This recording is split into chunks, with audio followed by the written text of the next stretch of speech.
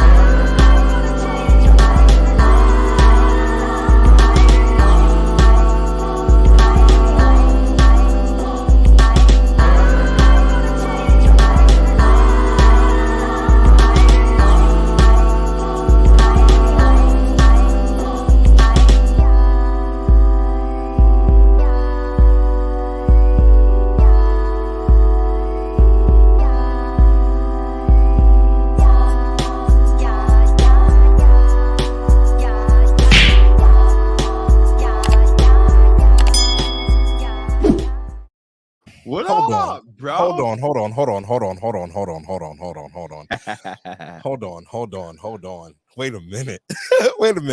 You already know what it is. It's your boy Oh Well from the Oh Well's World podcast. This is Wake and Bake. And we're gonna start this off the right way. Y'all ready? Let's get it, man. All right, Mel, you've been bugging all day, bro. Yeah. Who's better, Big or Pac?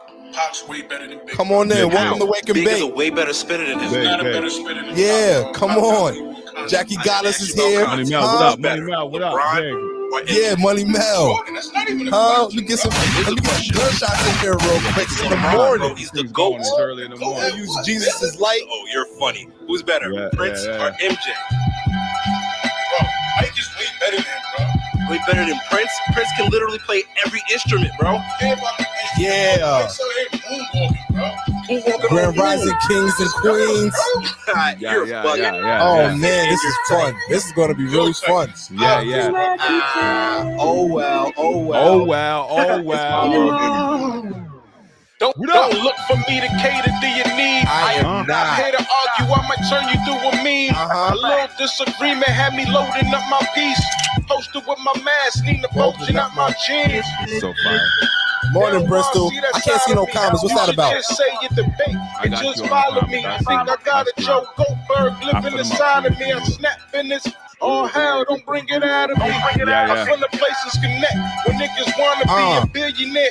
Next to Hove is all I wanna be. Yeah. I dream chase for every fiend that I ever had. Free Yeah. base. Get a free bag soon as my bread go with the cheesesteak. Uh-huh. I break them Bristol, all what up? properly. We went from poverty to stacking and buying property.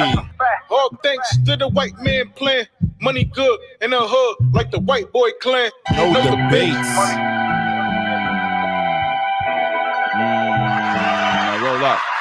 Now roll up. You know what I'm saying? Wake and bake, roll up. Let's White paper go. though. White paper though, you know what I'm saying? White paper though. You know what I'm saying? Roll me a joint. Yeah, roll me a joint. Talk to me.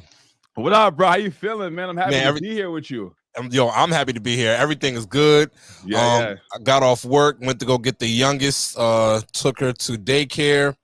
There you go. Today is actually my oldest. My oldest is turning 10 tomorrow. So today we having her little party. Happy birthday. You got Yeah, a double man. digits in the house. You got a double digits. Jeez Louise. Gunshots for baby girl. Big up. Mine's big up. Yeah, gunshots for baby girl. Money Mel's the artist. They're asking about the artist. Money Mel. Money Mel's the artist for Out of Connect. Incredible artist. I used to mentor his little brother. Shout out to his little brother. Incredible artist. That's my guy, man. That is no debate. That is a theme song. That is a 101. Facts. That's such an elite intro. You got me on that, bro. You have the best intro. One of the best intros. Yo, don't start giving me flowers too early. Don't start giving me flowers too early. I don't want it. I'm here. No, I appreciate you. Thank you. I appreciate you. You was talking too crazy on your Facebook and social media. You because niggas is scared to pod. Afraid to pod. I'm here. I'm with the smoke. Everybody's afraid to pod. I'm here. I'm just saying, bro. Niggas are scared to pod. You know what I'm saying? Niggas been flaking on me. All crazy. It ain't just you though. It ain't just you. You know what I'm saying? You want to get sick. Smoke. You want to get sick. You got to put your headphones back on because you have the echo. You can't hear yourself, but I can hear you in the headphones. So yeah. My bad. Nah, it's all good. It's all. So there's no echo. So yeah. Dang. What was I saying? We gonna get some trending topics. First of all, we'll be remiss if we don't start this day. Happy Beyonce Day. You know what I'm saying? God. Oh my God. The Queen is back. Happy Beyonce Day. Oh my God. I only got to track 10. There's still an echo. Is your headphones plugged in? There's still like an echo. Do I need to just plug it? Hold on. I'm gonna calm down for 2 seconds. I'm gonna try to fix it. Yeah, perfect. So all I'm saying is if people haven't heard, like, comment, share, subscribe to both our pages. You know what I'm saying? Oh Well Worlds Podcast, YouTube, everywhere. And listen, you guys can join the show. We'll have the link in the comment. If anyone wants to join the show and wants that smoke, you can join us today. We'll be having a great time today. We'll be here for about, we'll let it go. We'll just let it go. Have a good time. You know what I'm saying? But before Ronel gets back, Beyonce, I only got to track 10. Let's see how many tracks is on this album. Let's break it down. It's called The Renaissance. Oh, it's incredible so far, though. So I got to track 10. So the track title, it goes all the way 16 tracks. I got to Move. And when I tell you she talking spicy, she's talking spicy. Yo, we back. What's up, baby? You can hear me?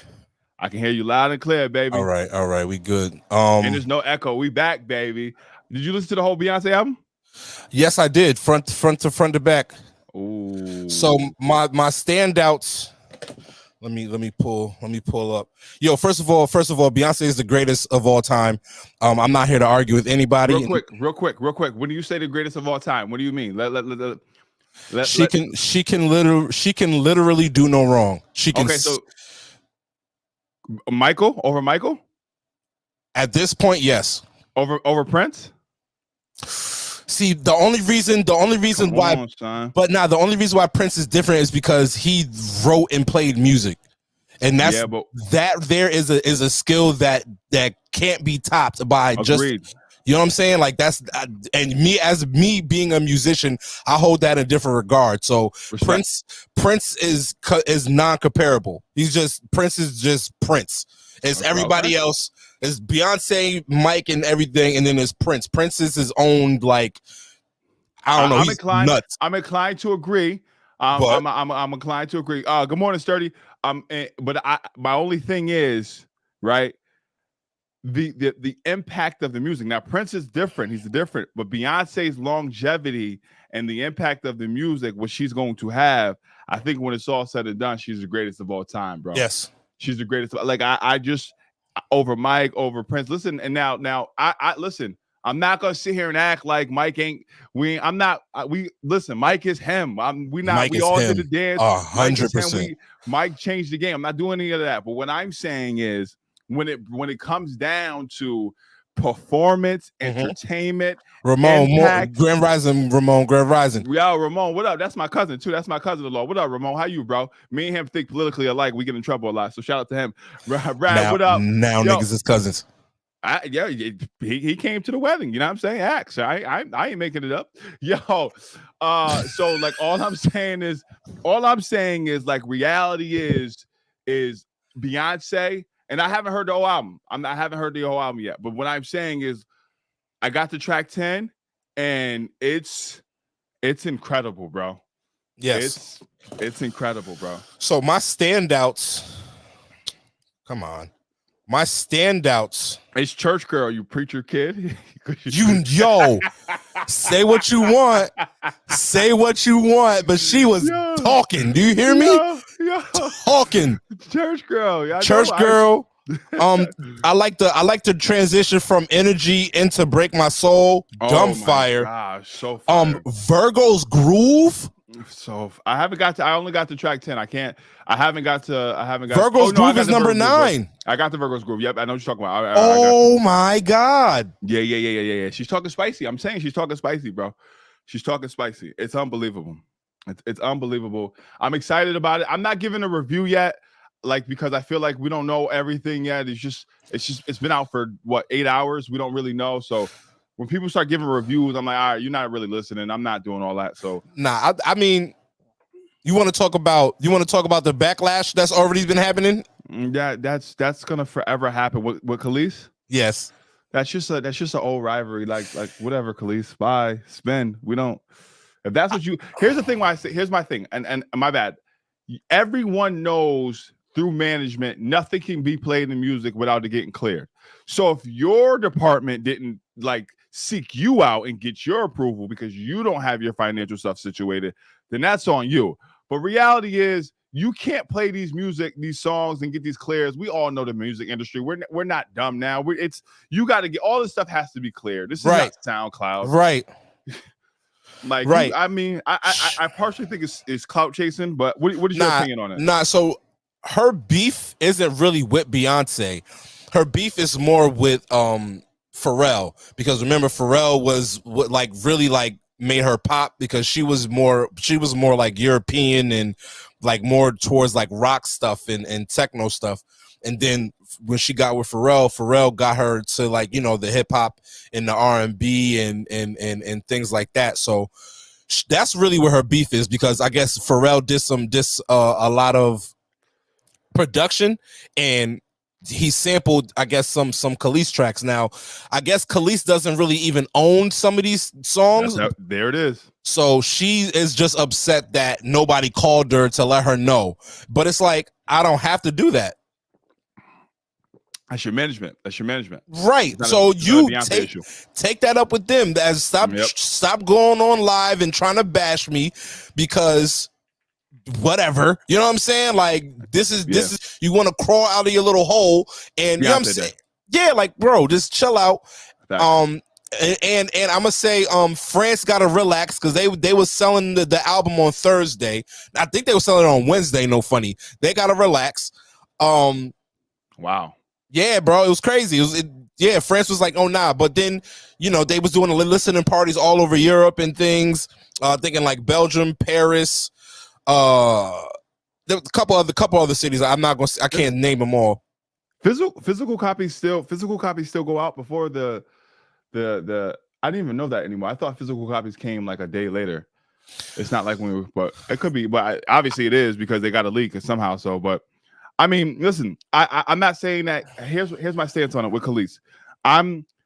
I don't want to say she doesn't have a right to have feelings or whatever she feels towards the situation, but you got to project that in the right direction. You know what I'm saying? I don't think that's a Beyonce thing. I think that's a management thing in your team, and I think they need to get that in order. And plus, back in the day, they weren't owning their music like they are today. Facts. So it's different now. So now you don't get a say. So someone else in the office somewhere owns that song that was being used, maybe even Pharrell, and that's how it all broke down. But for me personally, I mean, I don't know. This happens all the time, and I get nervous about these artists, because look what happened to Carrie Hilson. You come for the Beyonce, your career is we haven't heard from Carrie for years. You got to just be careful when you go. Carrie Hilson has to relax. She had to relax. She wilded out. You don't go for the queen. She had to relax, because first of all, off limits. You not even, because it would be better if she had a leg to stand on, but you ain't even got a leg to stand on. Son, some people are off limits. Beyonce's off limits. The reality is Beyonce is off limits. Facts. It is what it is. She earned that. She's off limits now. You gotta relax. You gotta relax. You gotta take your L's and keep it moving. You gotta take your L's and keep it moving. I want to transition because the Beyonce, but I want to get your review on this, because it's pretty funny. But I want you and I to talk about this situation. Did you see Kevin Hart on the Pivot podcast? Yes. Okay, so you and I will review this and we'll go over it and we'll talk. And Yo, Doe. Hold on. I apologize. I apologize. Yo, Doe. First of all, we're not doing that. R. Kelly is done. Yo, shout out to Doe. Shout out to Doe. 100%. I'm playing 1,000% your music before I ever put an R. Kelly track on. We can do that. That's what I said. We can have people. If people want to join, we can send a link in the comments. Trash. We can send a link in the comments. Once Ronel tells me to put the link in the comments, I'm doing it. You just let me know. You say when. He's not, bro. He's a sick individual. Stop calling him the GOAT. He's a sick individual. Don't piss me off. Yo, go ahead and drop it. Go ahead. No. Wait. Okay. Let's do this review verse, and then I'll drop it for Doe. Doe, you know I love you, but I don't care. I'm not gonna curse on on your platform. No, but I don't care. No, this is both. This is both our platforms. I don't give a fuck about R. Kelly. Good. All right. So you heard it. Ronel said he's taking over. Shoot his ass. We're gonna review the Kevin Hart and then we're dropping the link. All right, we're gonna review the Kevin Hart. We're dropping the link. Okay, let's see. Let's get this going. My wife go to a nudist colony, like once a year. We go to a nudist colony. What's going on? Yeah. Right. We go to a place. Right. You walk in, everybody just gets naked and walks I heard you say. I didn't know if you knew this. No, I'm just asking you what's going on. Right. Okay, yeah. So we go to the nudist colony, and we just kind of go around. You got to shave everything and show out, and especially when you shave your shit, it looks bigger because you gain inches. Why does that even matter? Why does that even matter, bro? Y'all just hanging out, or y'all fucking these people? Like, what's that? No. There are swingers there. But you set the precedent. I get that. I don't know why you're not listening to me. I want to. What do y'all get down? Is what you're saying? It's kind of the question, but we don't get down, but we just like to be around naked people together. Yeah. Kevin Hart, bro. Hold on. Is Kevin Hart not top 5 funny? No, 100% top 5 in the interviews. God. But bro, what is wrong with him, bro? First of all, I'm a big fan of that show. Channing does that to everyone. Like he does that to everyone. He does it to Shaq. No. It's hilarious. Like I think it's hilarious. But the thing is with Kevin Hart, bro, and this is why I think about when Kevin Hart doesn't get the credit. He's just naturally funny. Like he's just in any room. That's just who he is, and it's just hilarious. I think people are realizing that like you got guys who have writers and who like can perform and deliver, but Kevin Hart in any situation, bro, like the fact that he's like, wait, hold on, what's going on? Like when he's asking these questions, no, 100%. What are you talking about? Why are you going to nudist colonies? That's wild. What do you mean you want to be around other naked people? What do you? I'm good on that. What are you talking about? Now, if it's me and wifey in the crib just being naked, I'm 1,000% with that. 1,000. Yo, this is every Saturday is naked day. All right, me and baby girl, me and. But no, you're going to a nudist colony and it's weird. Number one. Number two, I've been hearing great reviews about. No, I would not go to a naked beach, Bristol. Dub.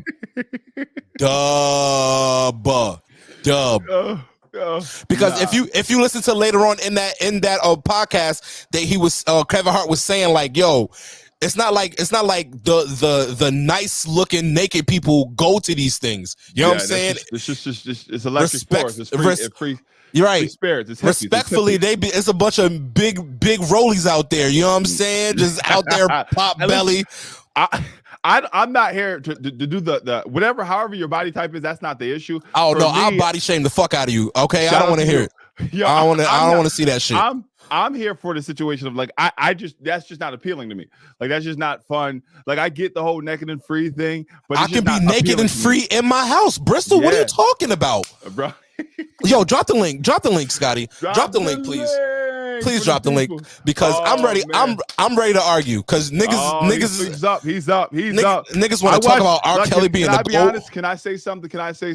I'm the old man in the show. I might be a great coach because honestly, here's what I'm saying. I watched the Wednesday show. Your energy wasn't this fiery. It wasn't. When you come over for the takeover, it's fiery. Bro, I was so tired. I like it. So tired. You on fire mode, baby. I'm tired now. I'm tired now. Yeah, bro. Listen, for me, I honestly feel like listen. I honestly think it was a bit. I think it was a joke. I think he was just trying to be hilarious, and I think it's funny. I personally, like I said, I would never go to the nudist cons. That's never been appealing to me any way. But again, shout out to whoever you want. Do what you like. Do what you love. I will be naked and free in my house. If that's what floats your boat, then hey, that's what you. I'm good. Yeah, shout out. You know what I'm saying? Until the people come in, we can wait. And we got Miles in here. We got Miles. He wants to touch on something. Let's bring Miles in. Miles, what up, bro? What's good, baby? Miles, Ronel, Miles. He hosts his own podcast called Play My Show every Wednesday at 8:00. Play myself show. Play myself show. Grand Rising, King. Grand Rising. Grand Rising to you, good brother. That's right. What you want to talk about, Miles? Tell us something. Talk to me. Couple things. But let's start from the back first, right? Yo, just because R. Kelly did what he did, and I think that's the problem with our people, right? We got to separate the man from his actions, right? Hold on, wait. Now I gotta stop you. See, already go ahead, gotta good stop brother. you. What do you mean by that's I wait on my point. But go ahead, good brother. What do you mean by that's the problem with our people? The problem with our people is that we was letting this nigga molest kids for over 30 years. Yes, but King, listen, King. And then because I'm not done yet. Because then I wasn't done. Go ahead. Because then he's putting this sick shit in songs. You writing a song for Michael Jackson, who is the greatest, talking about You Are Not Alone, which song is literally about him getting an underage girl pregnant and then her going through an abortion. That's not crazy? That part. Yeah. Listen. Good brother. Now, right? Rolly, let him finish. Go ahead. Go ahead, Miles. So I'm gonna tell you about. So we could talk about like Bon Jovi. We could talk about Elvis, writing the same type of songs, right? All right. But it's movies about them. But no, we more critical. I got it.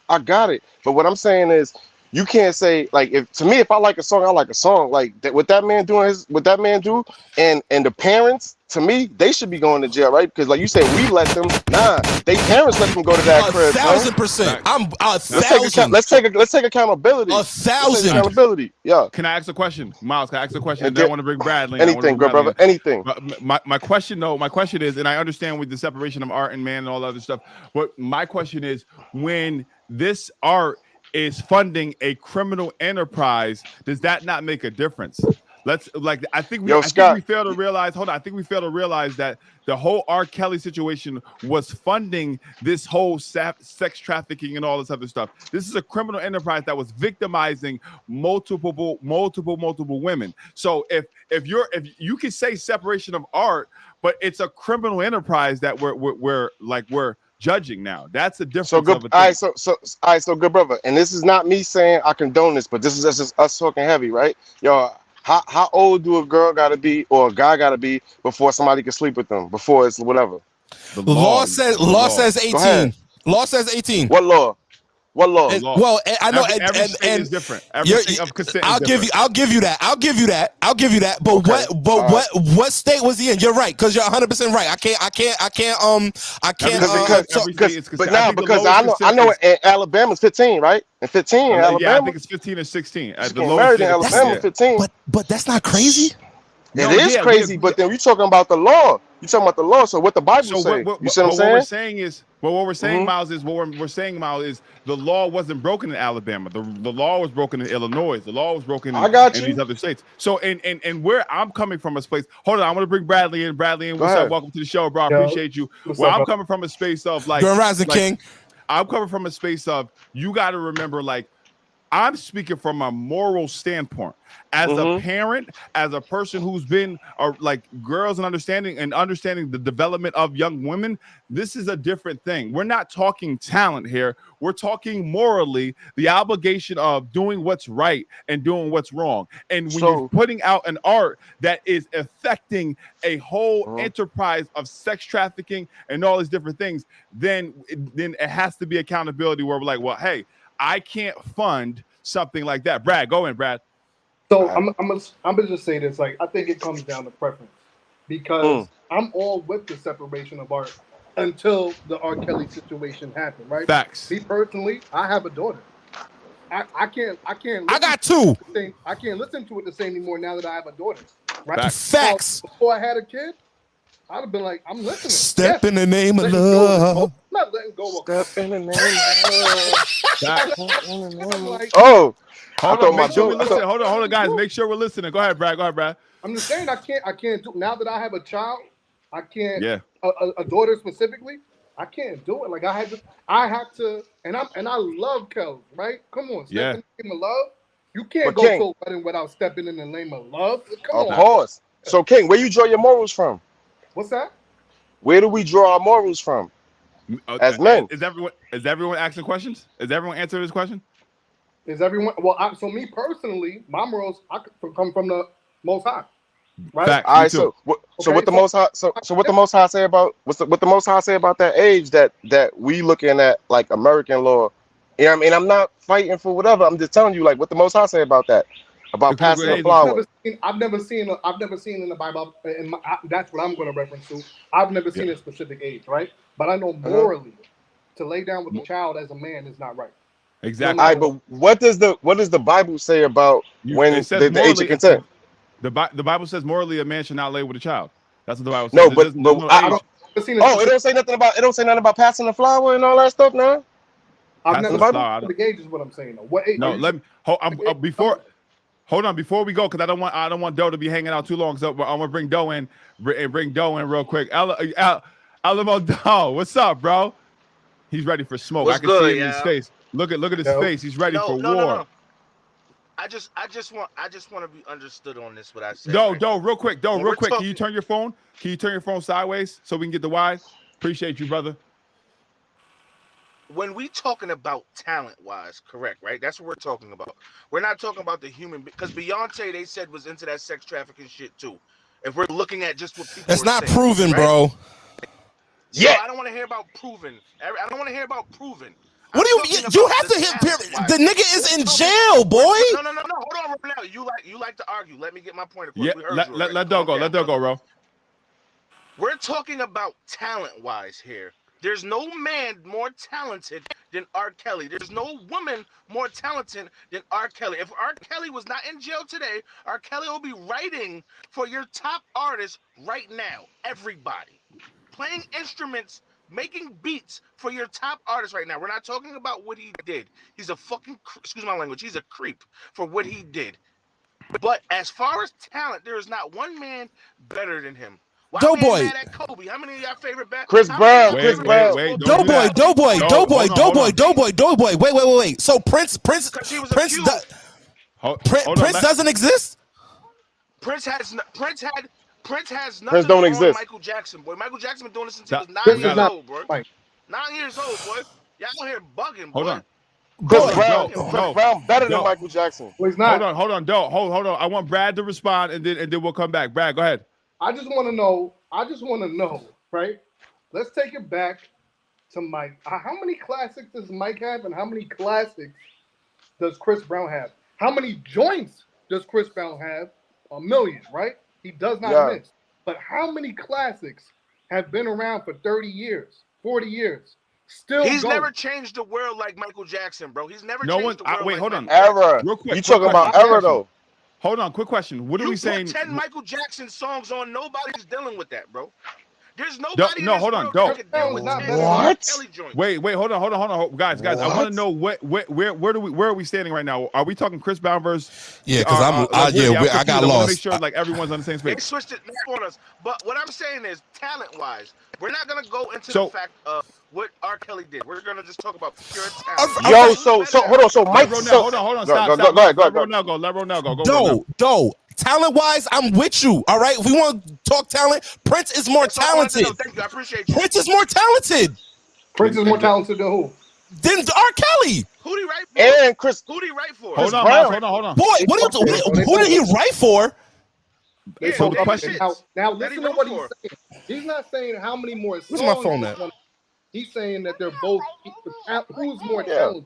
Now, Bro, Mike hold on. wasn't writing. Mike R. was Kelly, writing. Hold on. bro. R. Kelly, Hold on, guys. Ronald, you go first. Ronald, go first. Go ahead, Prince, Ronald. talking Prince about can Kelly. literally play 80. Well, he could. Rest in peace to that man. Prince can literally play 80 different instruments fluently. Yes. That's true. What can R. Kelly do that? No. Now, hold on with this. That's Can talent. Mike do that? Real quick, Can Mike do real that? quick. Hold on, Miles. Real quick. Now, Doe, I want to know. I want to be clear on your question, because your question you're saying is, if you're taking away from the talent of, you want to focus on the talent of R. Kelly and not the stuff outside of R. Kelly. Is that correct? He froze on us. I'm just trying to get like an understanding of where we're all standing, because we're talking multiple conversations. I want to single in on one, and then we can jump back and forth. So, Doe. So you're saying you want to focus on the talent of R. Kelly? I'm just going based off talent, nothing else. Okay. So now my question to you, You said Chris Brown, what? No, I didn't say anything about Chris Brown. Can I say something real quick? Can I say something? Yeah, go ahead, Brad. So my question is, so Doughboy, for when you say R. Kelly's like the talent wise, what are we really? Are we still saying because of his talent you can't let go of the music? No, what I'm saying is I don't really listen to R. Kelly because I have a daughter, right? But I'm a musician myself, right? I'm a musician myself of my morals and principles, but I'm a musician myself. I'd rather get in the studio with R. Kelly than Prince. I'd rather get in the studio with R.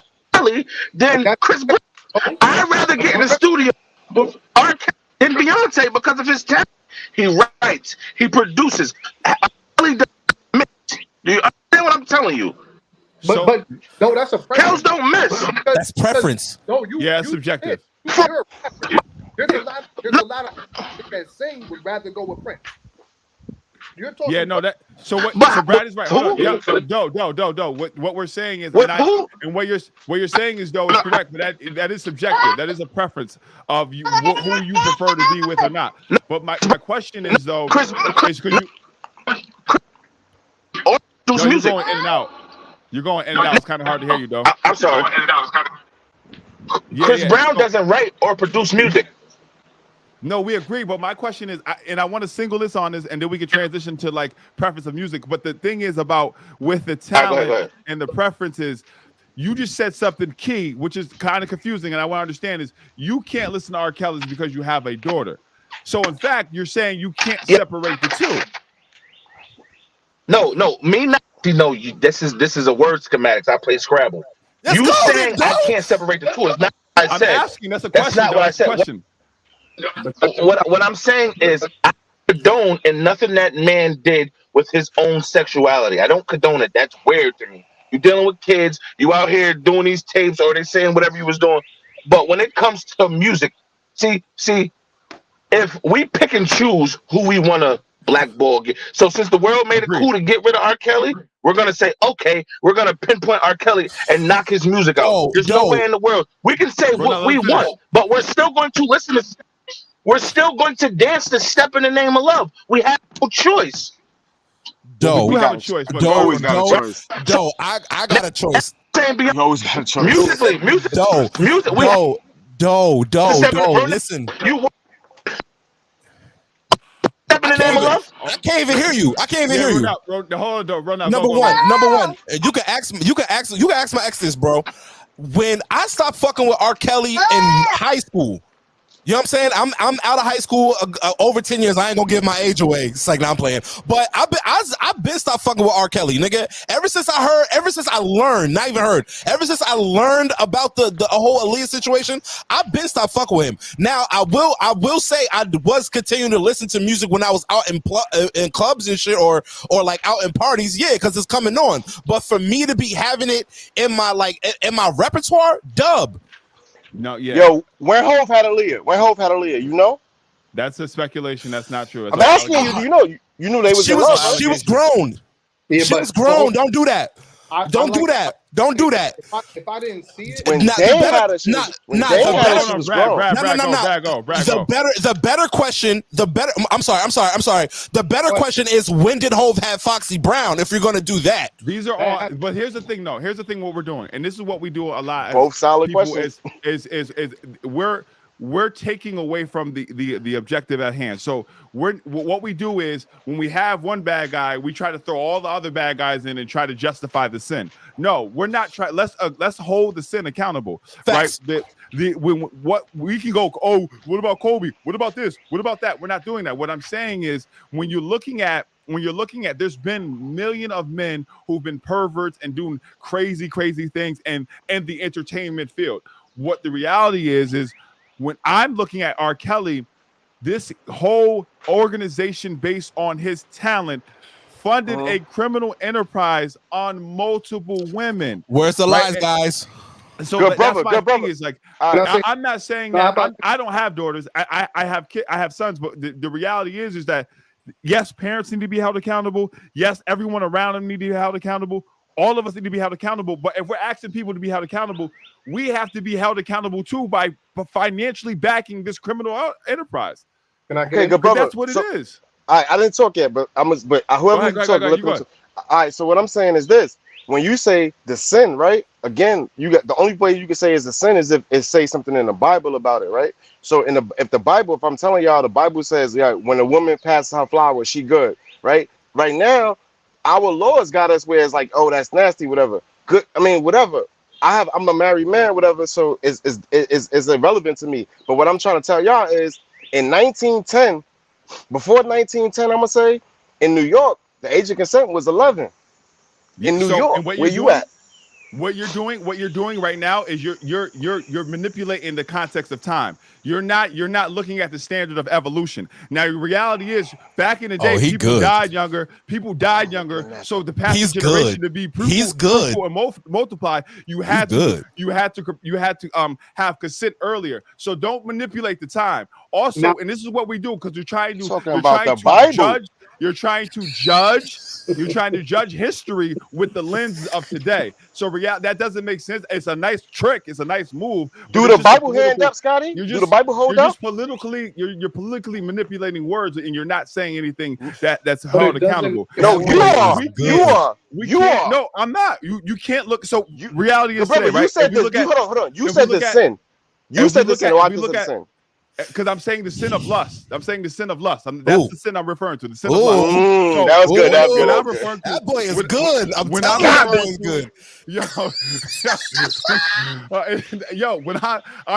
just referring to, like, we do this all the time. Like, history tells this story, but we also have to remember that our lens today is not the same back in the day. Things don't stand the same. Hold on, Scotty, look. Yo, Doughboy's in the comments. Geneva's in the comments right now. Geneva, when you was cleaning my crib in 2016, 17, and she put on R. Kelly for cleaning music, what did I tell you to do?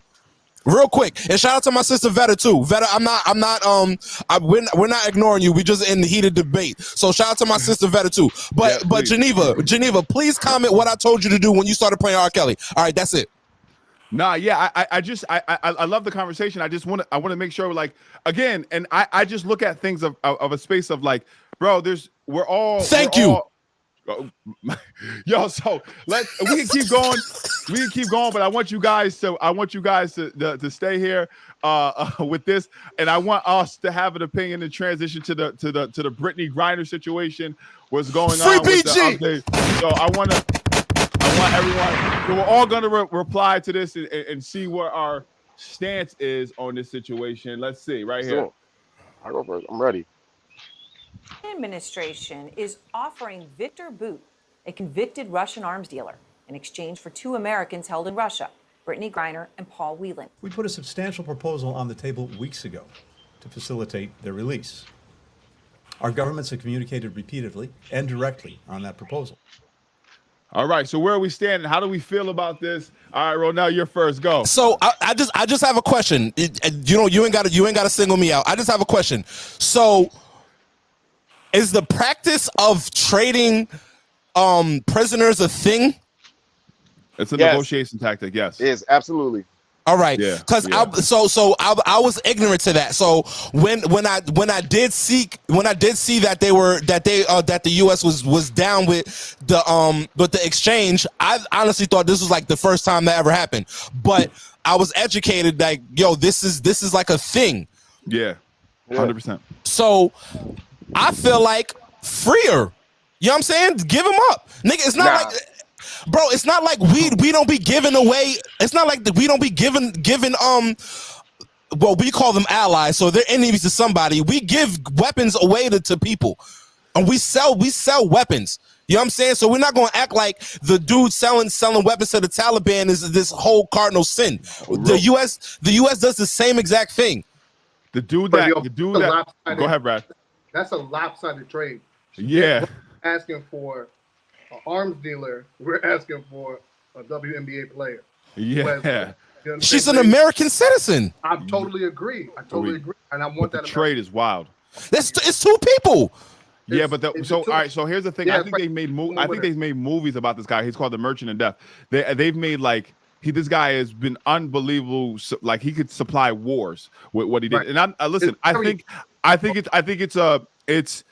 it's great that the administration is making an attempt to try to bring her home. But here's my one question though is I don't like the narrative that Britney's somehow a victim. Now, if she is in fact had a legal document that said she can travel throughout the world with these cartridges, then yes, she is wrongfully detained. But if that's not the case, she's not a victim here. I agree with you. I believe She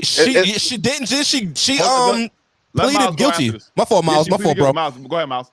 So what I'm saying is like if she go to have an abortion in Ukraine, that's illegal, right? So that's the law out there, right? And but over here, most of us is like, yo, your choice, your body, your choice. It's the same thing. If you go to an arena, you play by their rules, man. She fucked up for that. So whatever they want to get, I would. But if I'm America, I'm not giving no arms dealer away from her because that arm dealer brings shit to the world. Facts. He brings shit to the world, Craig. You know what I mean? He brings lopsided, bro. It's very lopsided. But I'm saying, doesn't the U.S. fund wars too? Like we've been giving people wars. Exactly. We do. No. And what is it called? The military-industrial complex. It helps. And President Trump said it when Trump was president. He said, "Yo, look, if they got the bag for us, there we go. Send our boys over there." He would have went and got her. That's all I know. He would have had it with no but he wouldn't have negotiation. had to give up an arms dealer for her. He wouldn't have gave up nothing. He wouldn't have gave up nothing. Trump would have went and got her ass. Like, yo, send that. He went and got ASAP. He You feel me? got it and said everything is beautiful. We worked it out. He went and got a Jello ball too. Remember when they were trying to fuck with Jello ball? Yeah, come here. Yo, go get my mans in them. My thing for is smaller shit. For smaller shit. Yeah, facts. I don't. Again. I just. I'm glad that the people are the administration is doing something to bring her home and all this other stuff. But I just don't know. The arms dealer, like Miles is saying, he funds war. That's another piece that we don't know what's going to happen next, right? His connection is like when he's back outside, we don't know what's going to happen next, and we're already in a tense time, like we're on a nuclear time. Revet a comment. They said they are at war and they are making statements of strength because they think that the U.S. is weak right now, and that's a fact. The U.S. is jumping in a war and did not make them happy. She is a victim of a circumstance. They traded bin Laden on the low in 2011. It happens often, but we publicized it as straight politics and control. Yo, I love my sister to death. I love my sister to death. That's solid. I love my sister to death. She was on point. No, yeah, I agree. I think listen, and my personal thing is, again, I think we're looking at this place of like we have created this victimhood mentality. So anything that doesn't go our way is, oh, we're a victim, we're oppressed, and I don't think this is that situation. Yo, right? Let me ask y'all a question. Do you think this is the start of the fall of the American empire? Nah, that's been happening. No, I can't never say that. I don't think we'll ever in our lifetime will see the fall of American empire. Right. I think our culture's too strong. I think that we're heading in the path, and if we don't make some right decisions, then But I don't see it like the Roman Empire. Like y'all are very optimistic. Y'all are very optimistic. That's all I'm gonna say. You gotta be optimistic with children, bro. Because at the end of the day, 100%. that's what we setting it up for. 100%. You know what I mean? So even if you're right, man, in my hopes, in my faith, I hope it's not. You know what I mean? Because I got a little boy. In fact, that's the same way I feel. And for me, I think don't get crazy. China, we got to watch for China though. We're like, I'm not. We got to definitely watch for China. China can't fuck with us. I'm not saying they can't. I'm not saying they can. But what I'm saying is, nigga, they are influencing the world. OD, boy. We have to with TikTok. And with TikTok. We have to also. I hate TikTok. We also have to be careful of these world leaders who are like dictators who have mental illnesses and like underlying diseases that we got one though. We got one. I'm gonna just say this quick. Okay, China, go ahead. China. Now that Russia did what they did to Ukraine, watch out for China and Taiwan. Yeah, that's happening. Look to get Taiwan for a while too. That's happening. They're next. That's happening. Let them get them. Nothing about Russia and Ukraine. China's looking like okay. But Brad, Brad, let me ask you a question. What could we have done in that situation with the Ukraine? Situation about Russia versus Ukraine? Yeah, what could we have done? We could have joined. Because I mean, like you could have easily jumped. Now, other than what they did was they aided them. They did what. Give me for saying this, but they did what white people do. They passively aggressively joined. Don't apologize. Shit. Right? But I'm just saying they passively aggressively joined the war by saying we're not going to fight, but we're going to give you everything you need on the low. We're going to give you weapons. We're going to give you money. We're going to aid you however we can without actually jumping in. You feel me? So that's what they did. They could have just jumped in all the way. I personally think we should have stayed out of it. Thank you. Facts. I personally think World War III right there. But you go all the way in, this World War III without a doubt. Yo, what y'all ever think of? Go ahead, Scott. Go ahead, Mouse. What you think about us just staying out of everything? We can't, bro. I don't think we can stay out of everything, but I think this Ukraine situation we should have stayed out of it. Can I be honest? And this is crazy. This is a stance I feel. I think the Ukraine thing, the Russia-Ukraine thing, was highly publicized because we had to hush on the COVID. And we was going outside, and they want to really change the narrative, and they want to somehow control us through fear because they had us 2 years under fear with COVID. And then if you notice, all of a sudden, the Ukraine thing happens, and COVID is no longer being marketed. Now it's coming back because Ukraine, we're no longer engaged in that. But I think I don't. No, we still engaged. We just sent them like $1 billion, didn't we? Yeah, I think we should have stayed out of it. I think we're going to lose on this end, and I think it's going to backfire in the long run. Yeah, it can't backfire because our shit is not backed by nothing like it was, man. So like, there's no gold standard. So motherfuckers could just go print bread. They could just go print bread. So we send them to B. We gonna get that back because if we go over there on some war joint, whatever, we taking it back in blood. We taking it back in whatever, and that's the big thing, right?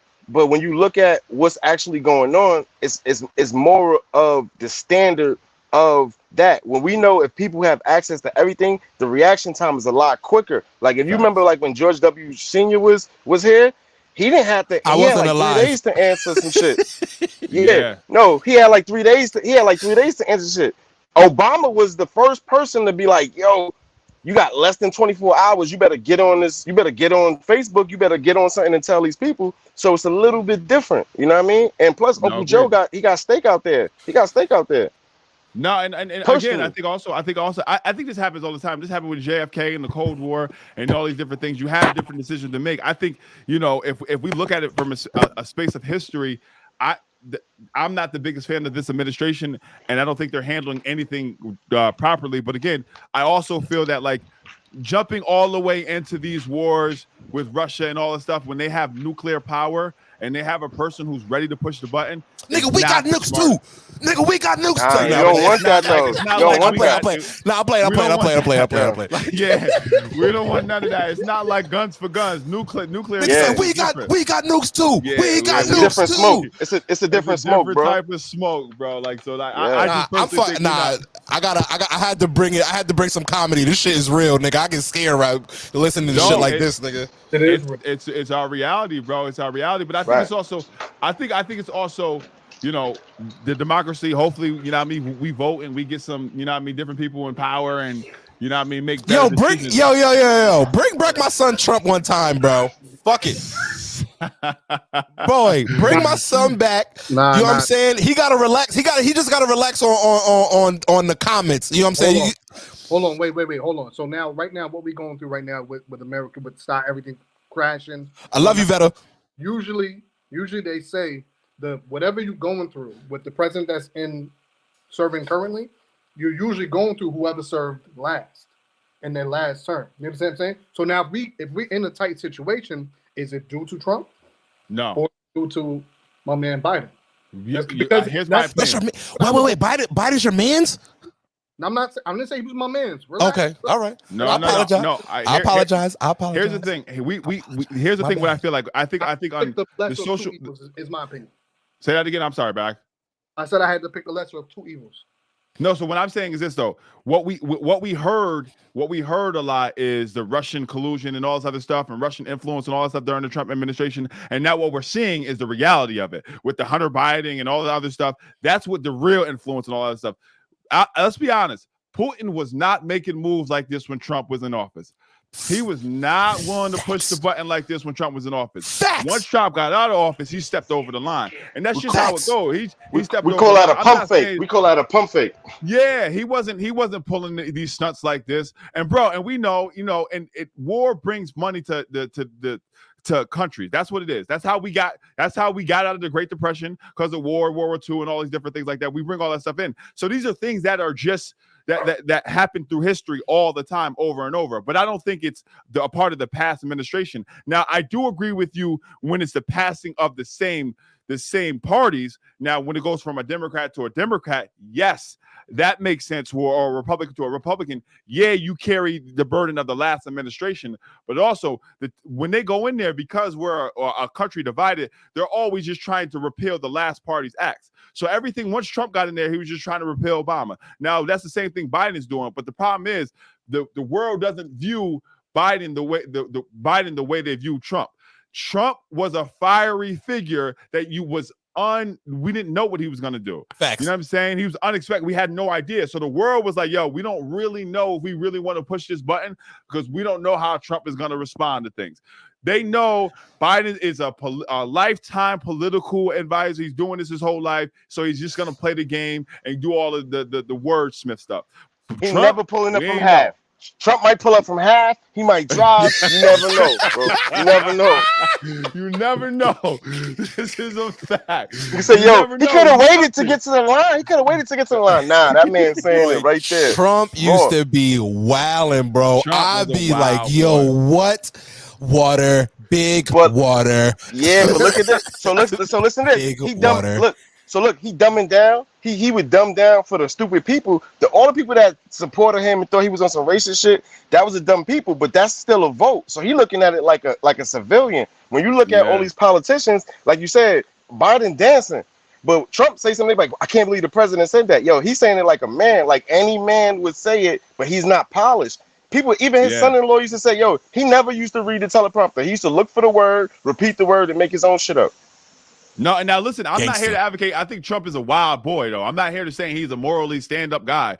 He's a wild boy. I'm just saying, in position of power, we knew he was gonna push the button. Facts. Right? When you want to have that authority, he was gonna push the button. I'm not here to like champion his character, because that's what people do. And I think this is the problem with our narrative in our society, our culture. We add emotion and we don't look at things logistically.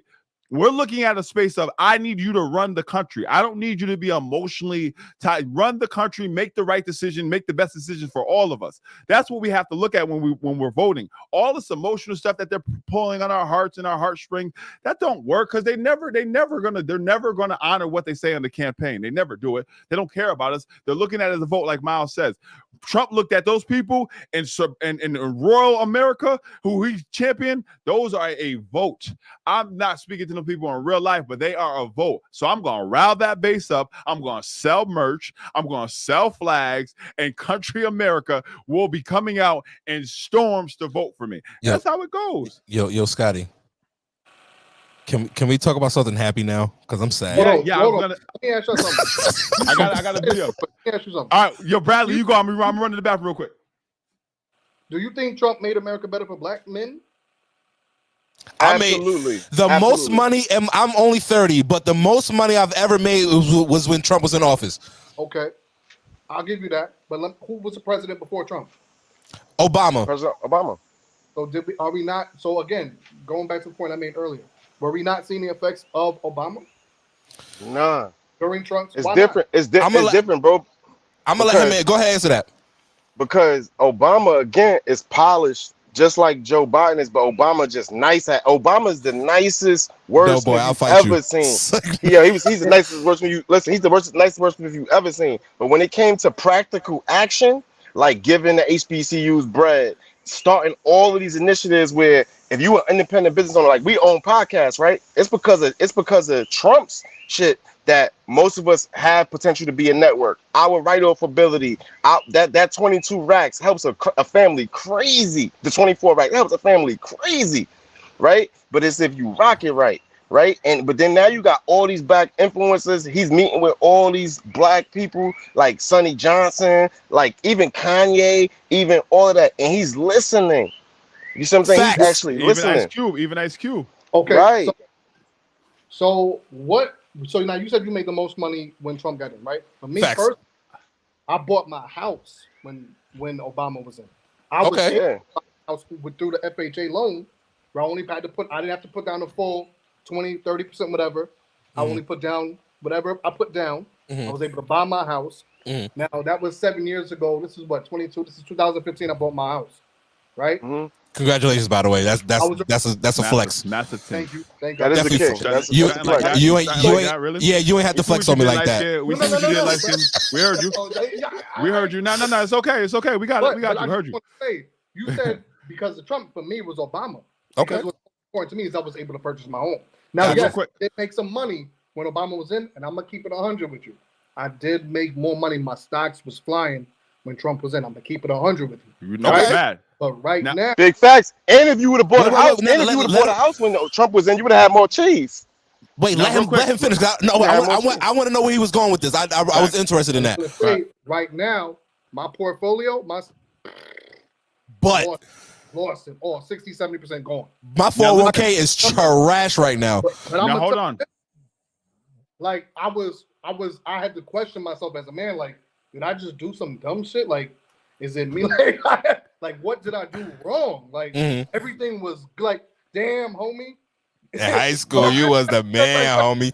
You know what I'm saying? Like, just everything the same. So, I don't know. But again, the point I'm trying to make, though, is when the former president, usually, whatever you're going through currently, they say it's usually due to the actions of the former president.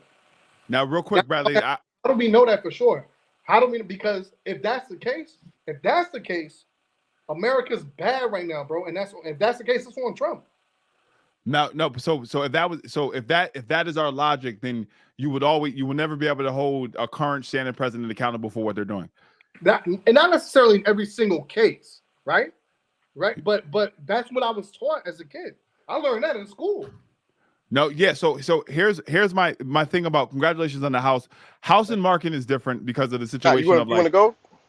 Yeah. The housing market is different. Like I bought houses in every market, but it's just about that's more about credit and where you're at and all these different things and stuff like that. Because if we're basing it on the housing market in 2008 and all that stuff when they were giving out loans to everybody and then it crashed and it blew up. I would have bought a house in 2008. I didn't know any better. Yeah. But as I'm saying, I did blowing up.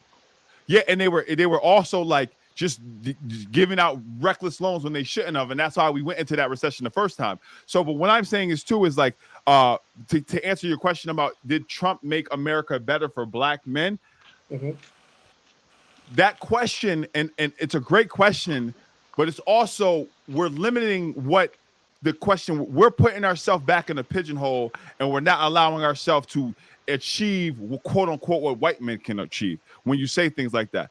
I personally think that like we're going back what Miles said with the HBCUs and all that initiative and all that stuff and speaking to influencers. I don't think any president is ever going to make it better for a said group. That said group has to make it better for themselves.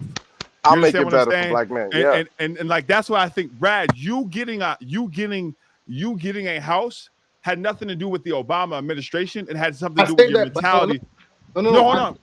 I say that he did because he made the FHA loan available. I know, but what I'm It's saying been is, available. but it's no, the FH loan has always been available. My mom got it in like 2000. Yeah. But what I'm saying is, shout out to Loyalty Films. When you have like, it's about mentality. That FH loan is available, but every black man's not going out there and get it if they don't have the mentality to go buy the house. Facts. So what I'm saying is that said group has to be accountable for themselves to make their situation better on themselves. You bought a house, like you buying a house means you wanted a better circumstances for your child and your family than you had because of your mentality. But I had to, so I'm gonna keep it on like exactly 15. It was either pay the mortgage, which was the same number as the 3-bedroom, the rent. So hold on, and it just didn't make no sense to me. So all right, that doesn't make sense to you, but logically, does that make? But everyone doesn't subscribe to that logic. Yeah. You know what I'm saying? So like, so my thing is this: like, if we look at it from Obama's standpoint, listen, Trump made it America better for the business savvy, like the business savvy. If you know how to get to a bag and know how to get to it, that's what he does. But that's the Republican Party. They're all about money. They're not really about like the other stuff. And I'm not championing the Republican physical responsibility. Yes, I'm not championing them over Democrats. What I'm saying is, though, if you know how to get to it, then Trump is going to put you in a position of, yo, we're going to get to that bag. But this still is, it goes back to mentality. And this is a part of our culture. Our mentality is repeating the same toxic stuff over and over, and we're not striving for more. Because I'm a nigga for life, Scotty. See what I'm saying? See what I'm saying? So, like, for me, the standard, Brad, as a kid, I didn't know no better. Was you had to have. I was born in the projects, but that was not okay. The standard is you have to own homes. You have to do that. But everyone on my block didn't have that standard. Everyone where I'm from didn't have that energy. You know what I'm saying? That's why there's still people in the positions. And I'm not saying I'm better than them. I'm just saying it's a mentality thing more than it is a president thing. Mm-hmm. Bro, I already know, bro. I don't come from. Don't get it wrong, bro. I don't. And the standard we going back to is I live in him. I live Hamilton Hills. My fault. Y'all cutting in and out. Summer Towers, bro. You know what I'm saying? So say again. I a lot. I really had to grind it out. But now let me say this as my next question. Now, business savvy, yes. I think I've definitely made more money. My stocks was going up. Don't get me wrong, right? Now, what about as men? When other men look at us for the rest of the country, I don't feel like. I feel like Trump made it easier for others to look down on us as black men. That's how I feel. How do you feel about that? Explain. Explain. Let me just go in. Let me just. Oh, go ahead. I feel like he spewed hate and racism. I don't know if you didn't see it. That's how I saw it. But brother, let me say something. Let me say something. So right now, right, the way I'm thinking, and I don't know, I speak for myself. Scott right now is giving black people an opportunity to talk, right? I would never be on the show if it wasn't for Scott. I would never have my show if it wasn't for other black men I saw could do it. You see what I'm saying? And that was the each one teach one thing that we got during the Trump administration. That's one point, right? So my next point on that is, if you look at, like, I want to say 91 to 97, yo, you had interest rates at 17%. You probably still in like below 6. This is where it's going. When Trump was in, you talking about 2.25, maybe a negative interest rate. You was getting a crib for 0.5%. So it's still the same thing, but it's like Scott said, when Jackie bought her crib, whatever, whenever she did it, she was ready to pay that 17%. She was ready to pay that. And then we got the opportunity and we just looking stupid because all the information is out here. It's like, yo, I got the ability to act and be on a TV show. Well, nigga, show us. Start a YouTube channel. You see what I'm saying? So, okay, but what does that have to do with the president? So the perception, physical responsibility, because it's physical. Go ahead, brother. So it's physical responsibility. So when you know you can do something, it's not because of what the president is doing. Like, yo, if you feel like a way, like unprotected or unsafe or whatever, that's in you. But you also know you have access to go fix problems your way still, right? Because that's America. Right. So to me, it's like what Trump did that was positive, even on the race side, was, yo, he let people who they was show you. And I want to know my enemy. I want to know my enemy. Yeah, over covert racism. Now, real quick with Rolly, did you want to say something? Because I got to respond. No, because I wanted to know what he meant by that, because I don't think like Scotty, you said earlier, I don't think any president per se can make us look bad. You know what I'm saying? Like, oh, he's a nigger, or you know what I'm saying, or yo, he's not gonna do shit. You know, you walk around with a chain, they're gonna think, oh, he's up to no good. You know what I'm saying? Just because you black a beard with a chain. So I don't feel like Trump made anybody look at black men different. You know what I'm saying? I'm on this on other black men. You know what I'm saying? Scotty was right. Scotty's right as far as, you know, yo, we gotta pull each other up. You know what I'm saying? We gotta look at each other like, yo, what's going on? Yeah. When you see another black man, are you mean mugging him? Or are you saying, yo, what's going on, King? You know what I'm saying? Are you putting that energy out? You gotta put that energy out. You know what I'm saying? If you mean mugging everybody like, yeah, what up, nigga? You know what I'm saying? I'm on you. That's not helping us at all. Because yo, I'm seeing that like, oh no, I'm not fucking with these niggas. You know what I'm saying? So I'm not gonna blame Trump for that. Yeah. So yeah, I don't agree. Blaming Trump. I'm not saying he made us look bad. I'm not saying that. I'm saying that he made it. I feel like he made it easier for white men to look at us like and say, hey, fuck you. Like they will blatantly outright just like fuck you. Like, that's so real quick. But they've been doing it. Now real quick, hold on now real quick. My response to that, Bradley, is like the way you perceive yourself is how you perceive the world, right? So one of the things that I've always learned, that they were doing that in the 90s, 80s, 70s, 60s, and all that other stuff.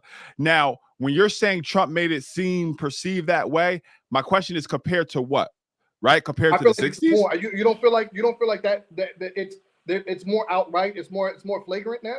No, I think my experience, I think it's more flagrant because of the cancel culture, not because of Trump, because of people trying to be silenced and not being able to say what they say and say what they feel. And this is where we went wrong on a lot of situations. And I'll bring in Doe next. Remember the Donald Sterling situation. Mm-hmm. When Donald Sterling said what he said in that private conversation with his girl and all that other stuff, what did we do? We immediately pushed him away and threw him off to the woods.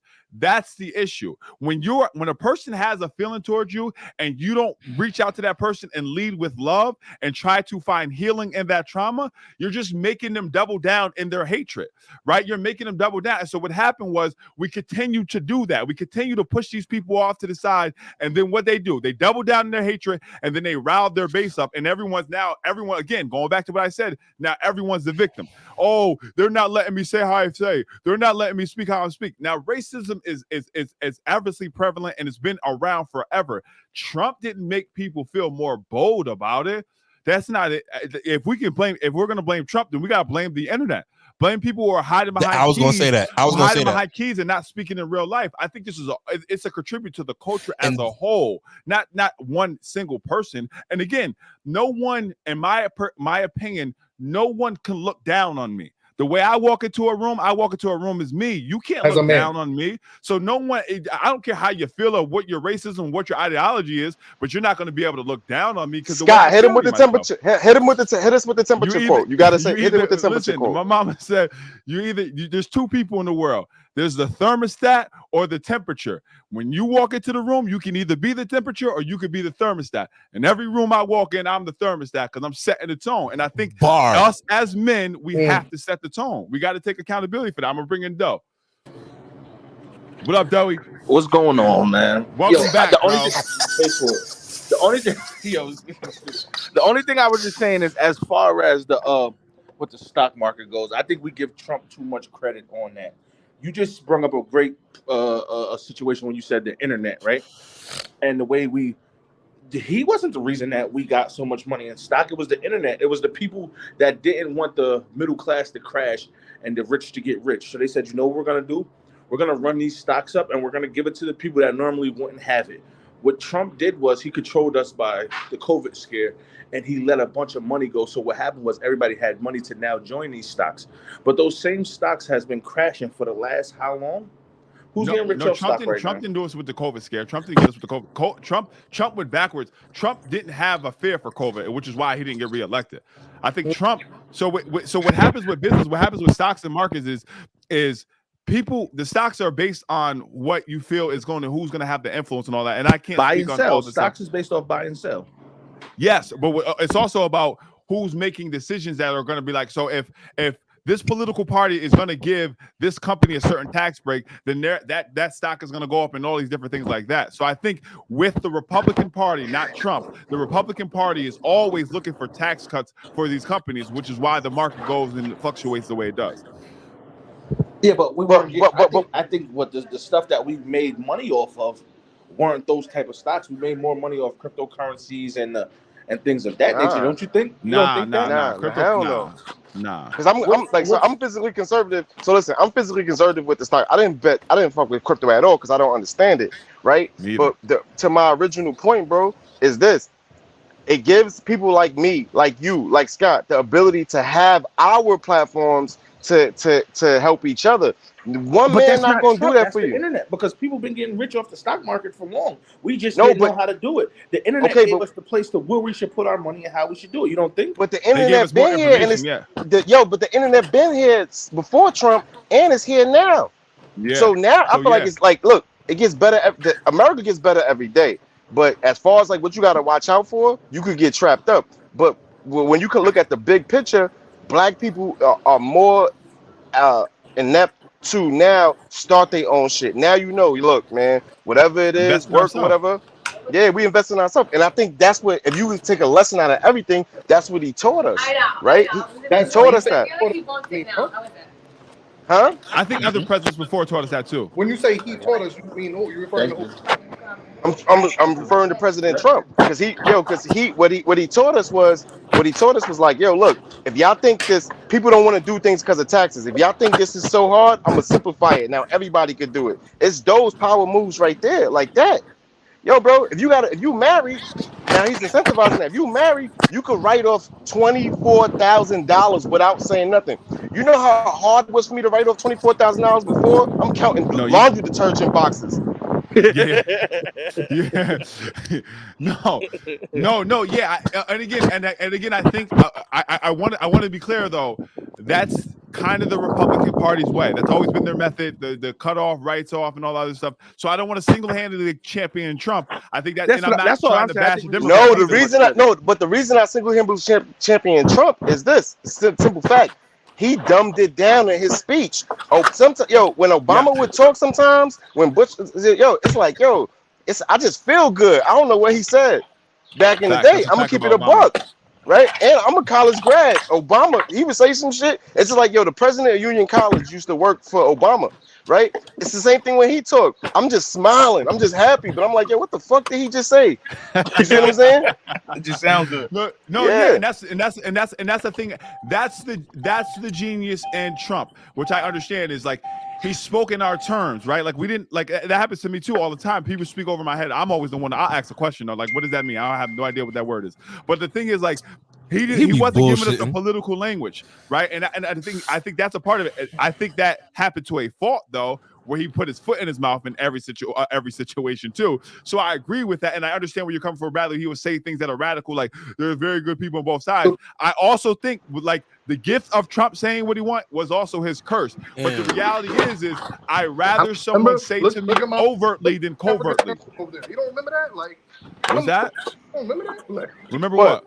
When he was like, look, African American. You remember that when he was in his speech? Yo, bro, hold on. Do you remember when? Hold on, bro. Do you remember when Biden said, "I put y'all back in chains"?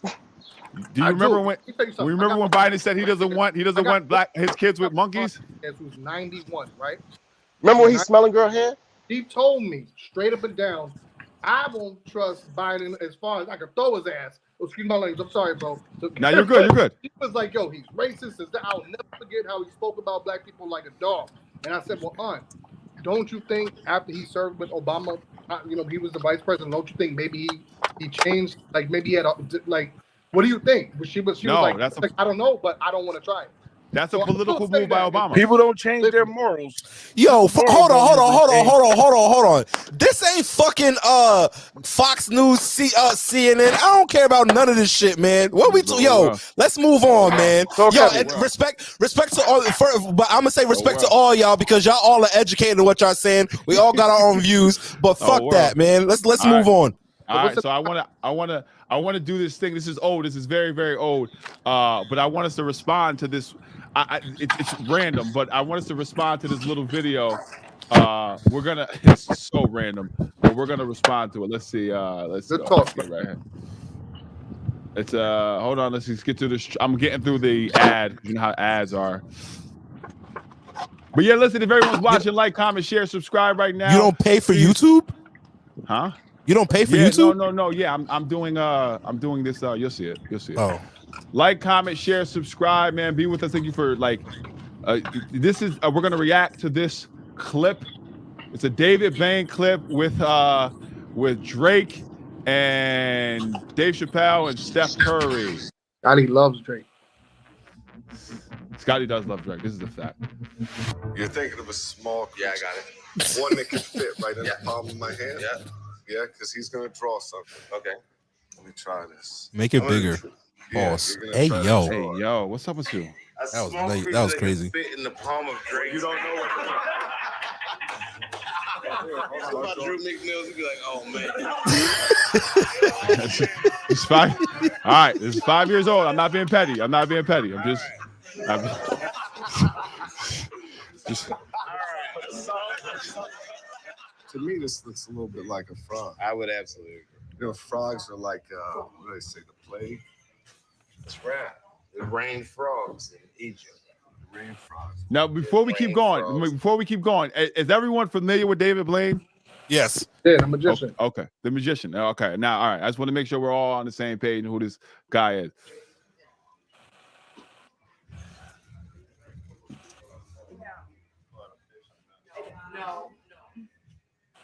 It's wild. This is yeah.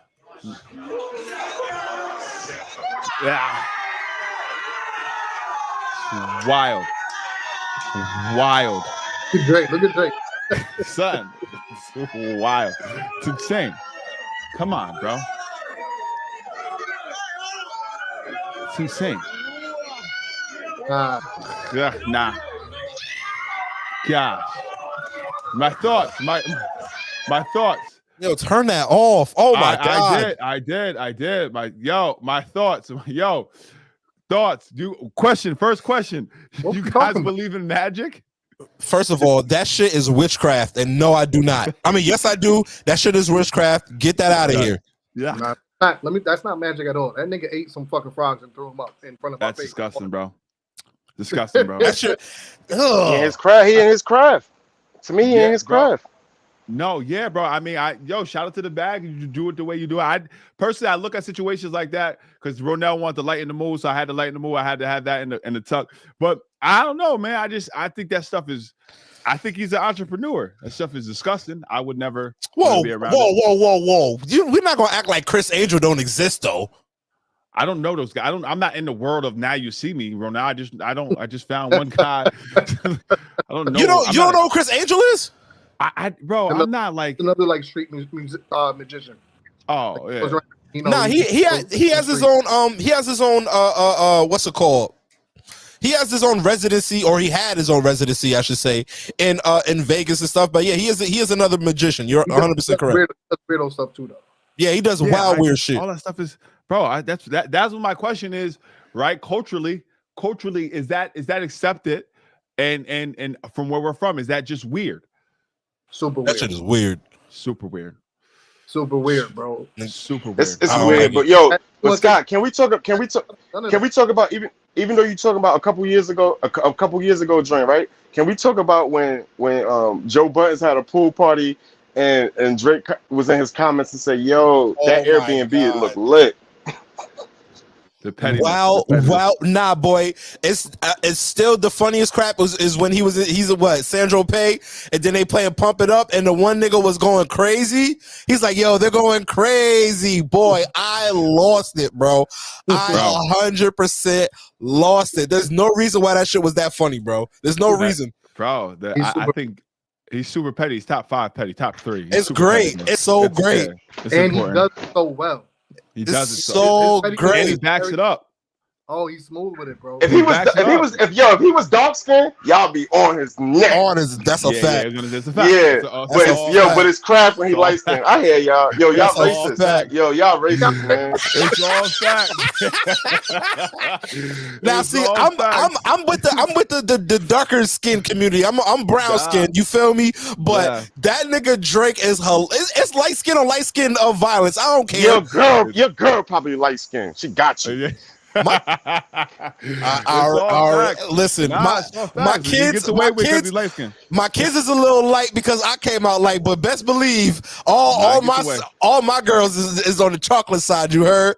Nah, it's just how it goes, bro. I think here's my question though. Here's my question about Drake is right what he's done for the culture and all these different things that we're watching. Right, when we came up, this wouldn't have been accepted. Like the era of hip hop we had listened to wouldn't have been accepted. I think Drake break the mold, and now we're getting to see a whole different class. And I think charted all the way to Kanye. I'm not taking nothing away from Ye. That's what everyone's gonna say. Kanye did all these things first. But my thing is, when we look at, because I don't want to keep going back to the political thing, but look, this is where I feel America has the trump over everything, is because culturally, we are the number one influence. And two, right, the black man is the most seeked out man for any influence. Facts. We just don't weaponize our power, and then we do, we use it in the wrong manner in different ways. And sometimes we do it or we don't help each other, right? It goes back to why Mason, Cam, and them have beef.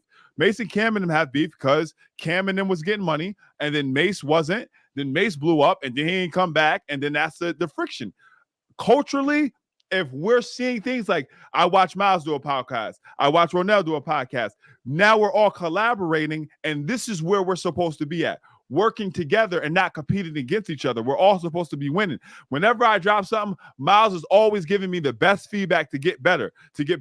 And that's what you have to do. As black men and as men, we got to continue to like push each other up, and we can healthy compete, but it also understands that competing doesn't mean we have to step on each other's neck. Black men toxic. Always had a problem coming together. Facts. And I mean consistently for years to come. If you look at any collection of black men that have ever come together, it's been destroyed.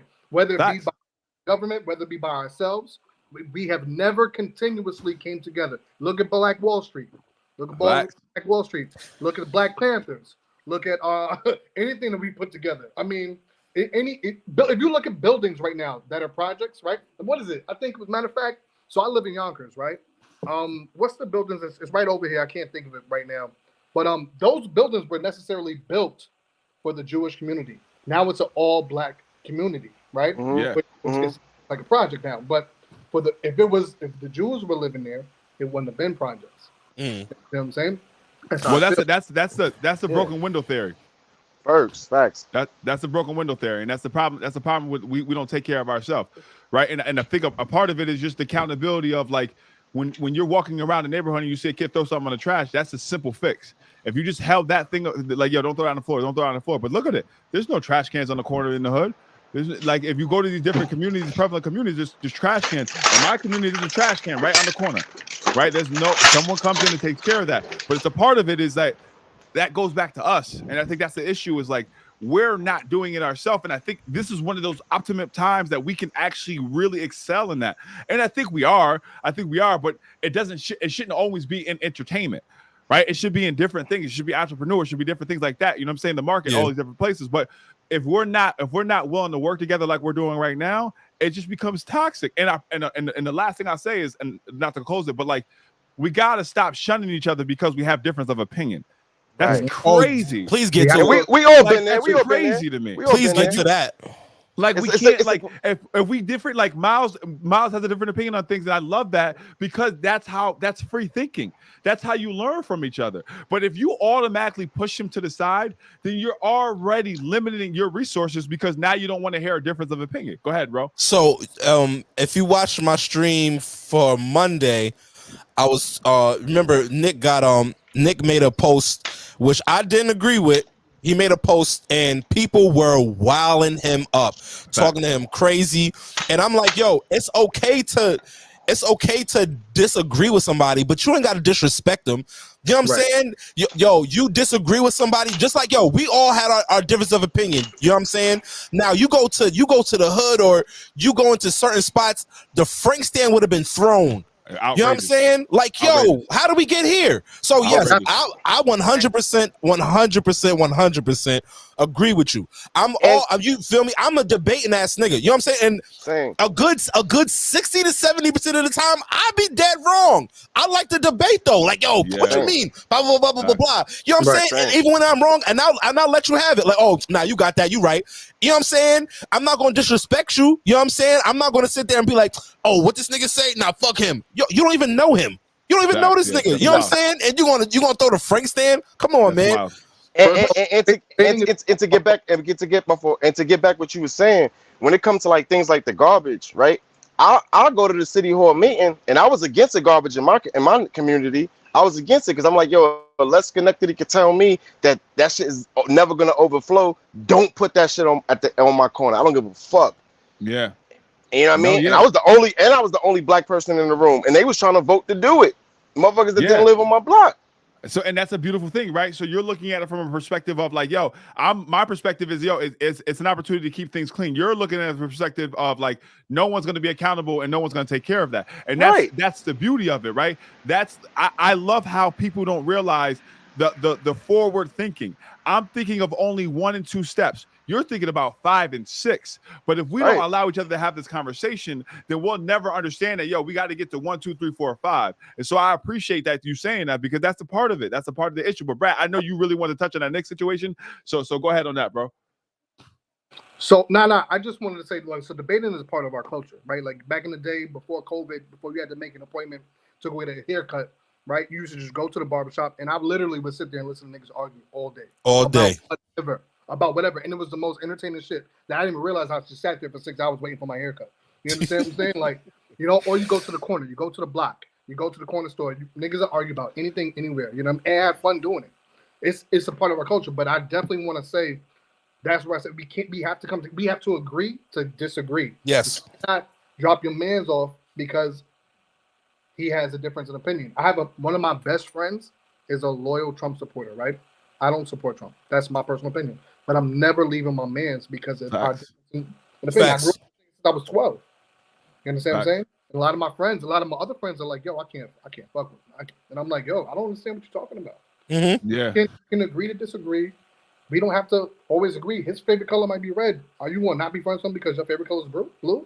Facts. Oh, that's stupid. So whatever. But you agree to disagree and you move on. But now touching down on let me double down on the Nikki Rose. I actually posted on Facebook like, Rose actually pissed off half the female population in the 518, all because he had an opinion. Right? Yeah. That's his opinion. The man is entitled to his opinion. If he feels like he's going to pay for a meal, right? And he's expecting whatever after, that's his opinion. And on top of that, what my preference is, my opinion is, he just made it clear to every single one of you that's how he feels. So right. If you feel a certain way, you don't have to agree with it. You can disagree, whatever. You make your choice because he made it clear that's how he feels. If you feel a way about it, then stay away from that. I like that. I didn't even think of it like that, but yeah, I like that. I want to bring Miles in on that because I gotta realize. I don't know if I have it pulled up anywhere. If anyone has that, because I want to read the actual status to Miles so he can. I sent it to you. Okay, I want to check. I got to check that because Facebook. I sent it to you. All right, let me just because I want you to. I want Miles to be caught up. Want him to be caught up on the what he said. I appreciate that, brother. No, of course. Let me just see. Let me see right here. I got it. Party. If you in the comments, you like, comment, share, subscribe. Bow. You got it. Oh no, I was okay. I got it. I got all right. So Miles, Nikki Rose. What? My bad. Nikki Rose. He's a comedian. I'm not making that up. He's striving to be a comedian. He's a good friend get in front of the room. You've seen him before. I actually have I'm gonna try that too. Yeah, fact. So this is what he commented. This is about a week ago. This is what the comment reads. It reads. It says, "If I pay for a nice ass date and I don't get Chewbacca, I'm not mad at all, Queen. I'm not upset or nothing. But the same way you expect me to foot the bill is the same exact way I expect you to foot this dilly. And since you respectfully deny me some new baka, I'm going to respectfully need you to cash app half the bill, Toots. And that's what he wrote. Now, I think that's fair. You know why I think that's fair? And I'm not in the dating scene, right? But the way the climate is now, you gotta be upfront with shit like that. Like we talked about on my show. I'm like, yo, if Shorty got them, you know, she got them sweater lollipops and she don't got no bra on, I'm gonna look. You know what I mean? I'm gonna look. It's just my spidey senses, right? But like she can't say, yo, stop staring at me, man. You didn't wear a bra. Come on. Now listen, I don't agree with Miles. I respect what he's saying, but here's what I when I looked at Nick, and this is what I said to Nick, and I spoke to Nick, and I'll say it because I said it. I won't share what he said, but Nick, me and Nick always go. Nick says the right thing the wrong way. Yes. Right. But for the bit of the joke, it was hilarious. So everything was right. So he didn't say anything. He didn't say anything wrong in his opinion. So when I strip down the layers, all I read is do not have expectations. Don't expect me to pay, and I won't expect for anything else. That's what I read from the comment. Now, right? but you can't. I'm sorry, Scott. Go ahead. Finish your point. Go ahead. So I feel like expectations, right? So if a girl asks me out, like, yo, I want you to come with me to such and such and such and such. Oh, come with me to Applebee's, right? Now, a large part of first of all, if the date's at Applebee's, you got to get a new girl. You crazy as hell. I fuck with Applebee's. I'm just saying. I fuck with Applebee's. All right. Red Lobster. Is that you better got for quantity? You got quantity. Applebee's. yo, nigga, Applebee's is literally walking distance from my crib. I will and go it might be your fourth date. It might be his fourth date that week. Listen, if Applebee's wants to sponsor either one of our shows, shout out to you, but it's just a sit down McDonald's. Yo, that's just saying. It's just a sit down McDonald's. McDonald's don't got no scripts. Don't do that. Don't got no scripts. No, I'm sorry, bro. Like, oh my god, bro. I might for the drinks.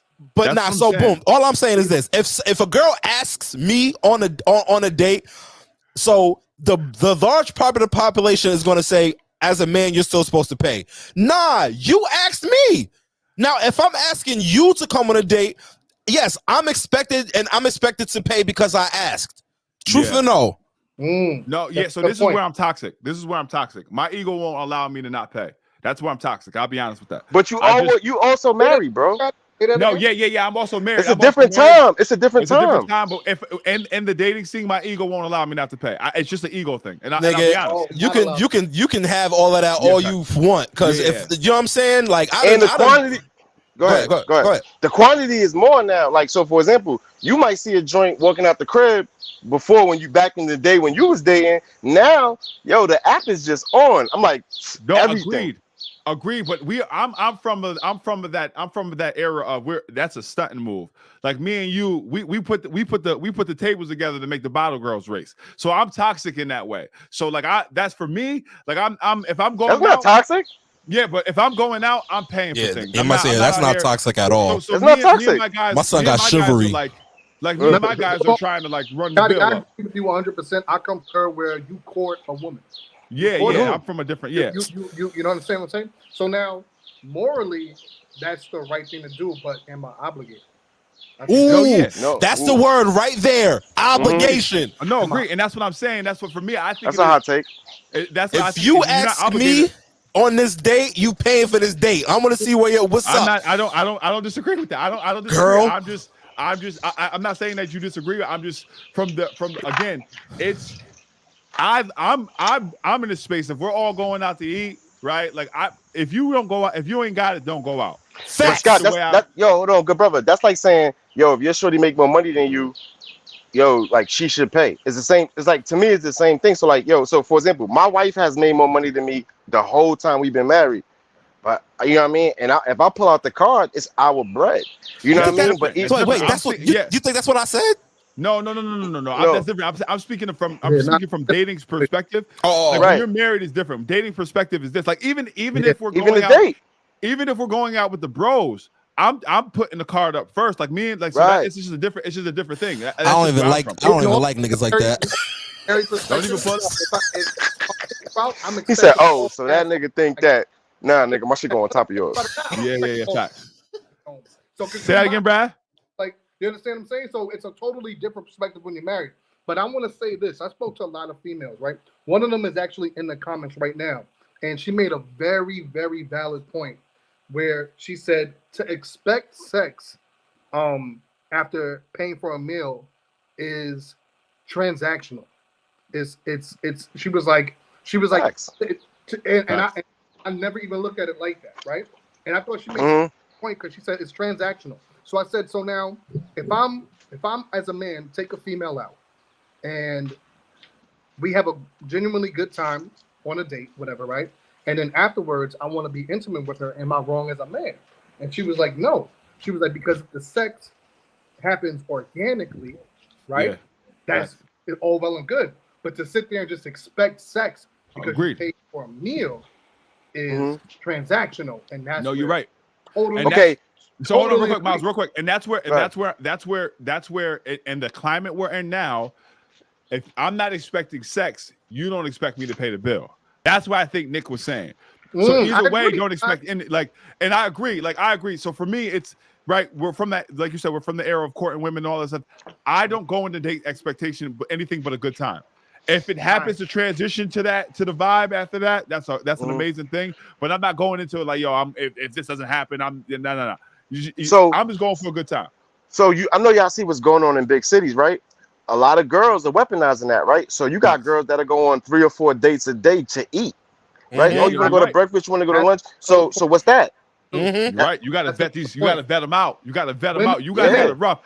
The guys who dating today, and that's why we are just like, I'm not paying for the whole meal. I've been and get a whole meal off of me, and you don't even fuck with me, and just because you just want to eat. To me, that's transparency. That's transparency. No, you're right, Miles, and you're right, and you're right. You're both right, and that's what I'm saying. Today's climate, when you look at the lens of today's climate, I'm speaking from the lens when I was out in the streets. I'm no longer in the streets. Today's climate is a lot different. You can't vet the girls out the way we can vet them coming up the way we didn't have to deal with the apps and all that other stuff. You know what I'm saying? Little ass street you was in. Bro. We both the same, baby. We both. No, we're not. Baby. We're both the same. Relax. We ain't like that. No, we are not. No, 100%. 100%. We ain't like that. We ain't That's like a that. fact. I'm calling the police. It's just different, right? Like when we came up, Brad, am I making this up? We ain't have to deal with apps. We ain't have to deal with apps and like trying to. No, you had to really feel that energy. Right. Yeah, like you gotta really feel that energy. And no disrespect, I'm the thermostat. When that girl felt that energy, I got gravity. It's over. You know what I'm saying? It's different, bro. You're non-game having ass. You wouldn't back nothing. You wouldn't back nothing in today's climate. No. It's different. Listen, I'm not going to talk, but I went to school with back then when he was Skeet, and I definitely seen him bag a few things. Come on, Sean. Called him Skeet. I know that's how I know. That's what he was back in the day. Facts. He don't know more. He's husband. Yo, Scott, hold on, Scott, when you did the brand change? Oh, Sean, the brand change had to come. The brand change had to, bro. At the basketball games, bro. I remember. He did it. Yo, Scott, you brand changed like Dunkin' Donuts. Now it was just Dunkin'. Now it's just Scott, right? We didn't even see Dunkin' Donuts rebrand, but that's the best rebrand. That was just Dunkin'. Rebrand, baby. No donuts? What? No donuts? Yeah, you gotta rebrand, bro. You gotta bring your stock up. You got to rebrand. Nah, it's different though. Like I think it's also a part of that energy where it's like, bro, we're from a place of like you had to be who you were in real life. You couldn't hide behind statuses when we was coming up. You had to be the real life. You got to match that energy. Like so, all the time it's different for us because they got to see it in real life. Today, you can go book a photo shoot and you can put your best picture up on your site, and then you could put on airs. It's different. So do you think? I can't really ask y'all this, but wait, are you what the heck? My bad, Joel. So let me ask y'all, is everybody on here married or is just you two? I'm married. I'm married. I'm married. So I'm And the I only just- single and one I on just here. came up for- And I just came up for separation. Yeah. Niggas was telling me, run, King, run. I'm like, nigga, Nah, I'm not me. not divorced. I'm not. I Yeah, did not you. Okay. But I'm saying, like, I was telling niggas, I'm not divorced, nigga. Like, it's time in the process for this shit. Yeah. You know what I mean? But go ahead.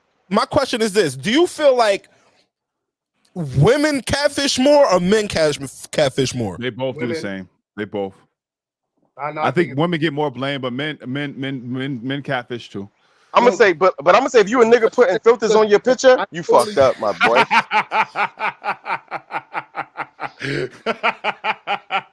You can't pass go with me. You can't pass go with me. You doing that. Nah, don't do that. Cause that what's it called? What's that shit I'm not called? talking about the black and white filter or the cartoon filter. I'm talking about, you know what I'm talking about. The black. Nigga, you know what I'm talking about, nigga. If them teeth is looking whiter, if them lips is looking red, I know you smoke weed. Nah, big nigga. Yeah, that's crazy. Now, Brad, what was you gonna answer? Brad, what was you gonna say?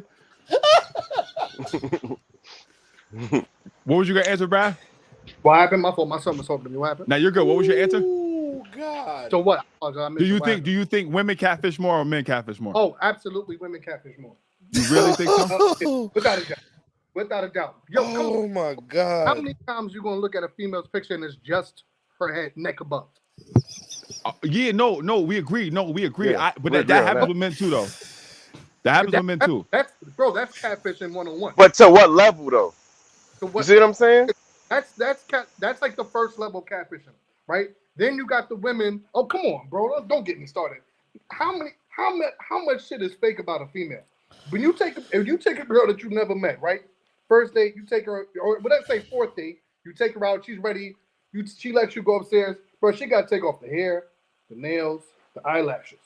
Is that not catfishing? No. Yeah, so also, hold on. Also, real quick, when the homie does that, he got to tell you he's not an entrepreneur. When he's not an entrepreneur, he doesn't work for himself. He doesn't drive that Rolex. He doesn't have that Rolex. He doesn't drive those Benz. So the same thing, and niggas men put on too. And I see a lot of self-employed working at different places. You know what I'm saying? And I'm not shocked. Get your bag. I'm not taking nothing away from and how you get to money. What I'm saying is, just because it's not an aesthetic catfish, it's still catfishing when you out here pump faking, acting like you busting down diamonds when you're not.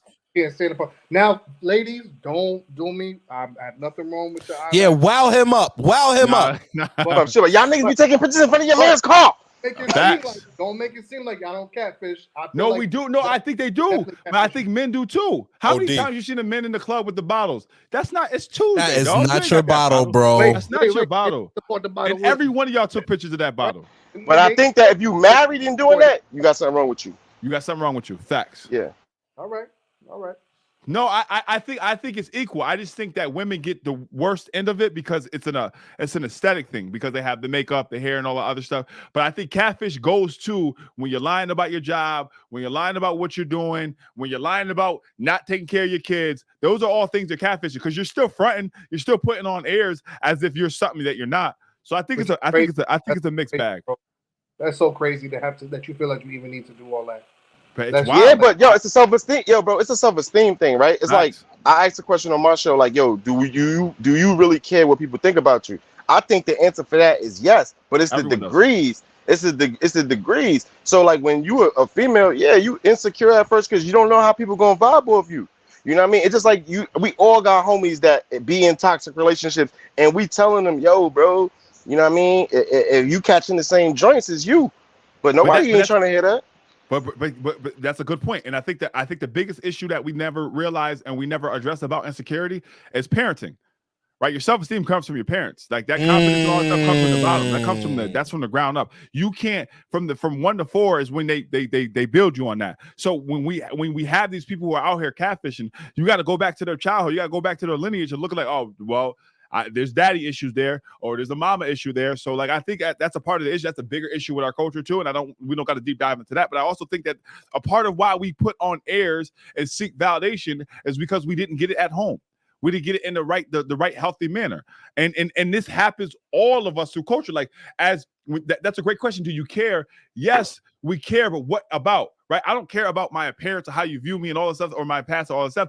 I care though that I'm putting on the best possible show, the best possible platform, right? I care that Brad, you reached out to me because you trust that I'm going to put on something good. You know what I'm saying? Like, yo, you hit me because you're like, you know, the work I'm putting in. So yes, I care about you knowing that I'm putting in that work, but do I care about how you feel about my opinion? No, I don't really care about that. Or how you feel about no, I don't care about that, because I'm over those hurdles. You know what I'm saying? Right. But I think that the ideology of thinking that, oh, I don't care, that's a lost soul, bro, because we have to care, because the holy purpose of Earth is to help each other. You know what I'm saying? Right. So when you're not trying to help each other and you're saying you don't care, then you're lost in it, baby. And we more emotional. We less emotional with it in public, bro. So like, yo, if you ask a man, yo, bro, when's the last time you cried? Most motherfuckers is not even gonna remember. Yeah, you know what I mean? Again, we're stuck on our ego. And then we talk about the I am a crier.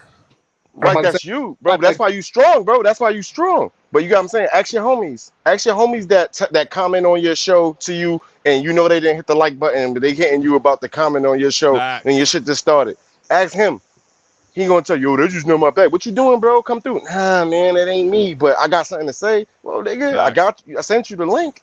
Nigga, you just hit the nail on the head, bro. It's a fact, bro. That shit is annoying. We outside. We outside. So many times when people are like, yo, I want to be on the show with Brad. Hey, I'm like, bro, of course I'm not above anything. Of course you can be on the show. I want us to all talk and have these conversations. But it's also like, don't hit me with like, yo, can I be on the show and talk about something I spoke about 2 weeks ago? So that means you're not chiming in. You know what I'm saying? You're not helping support each other. We're not helping each other. And I don't need everybody to like and all the other stuff, because I know the work that I'm putting in is going to go to the next level. But a part of it is, it goes back to the same theme of this whole conversation. We got to bring each other up, and we got to be accountable for each other. And it's still until we remove the ego and get rid of all that stuff and all that trauma that we hold on, competing against each other, we're gonna be in the same boat. We're gonna be still blaming presidents and blaming this person and blaming that, because we're just not being accountable for our own behavior.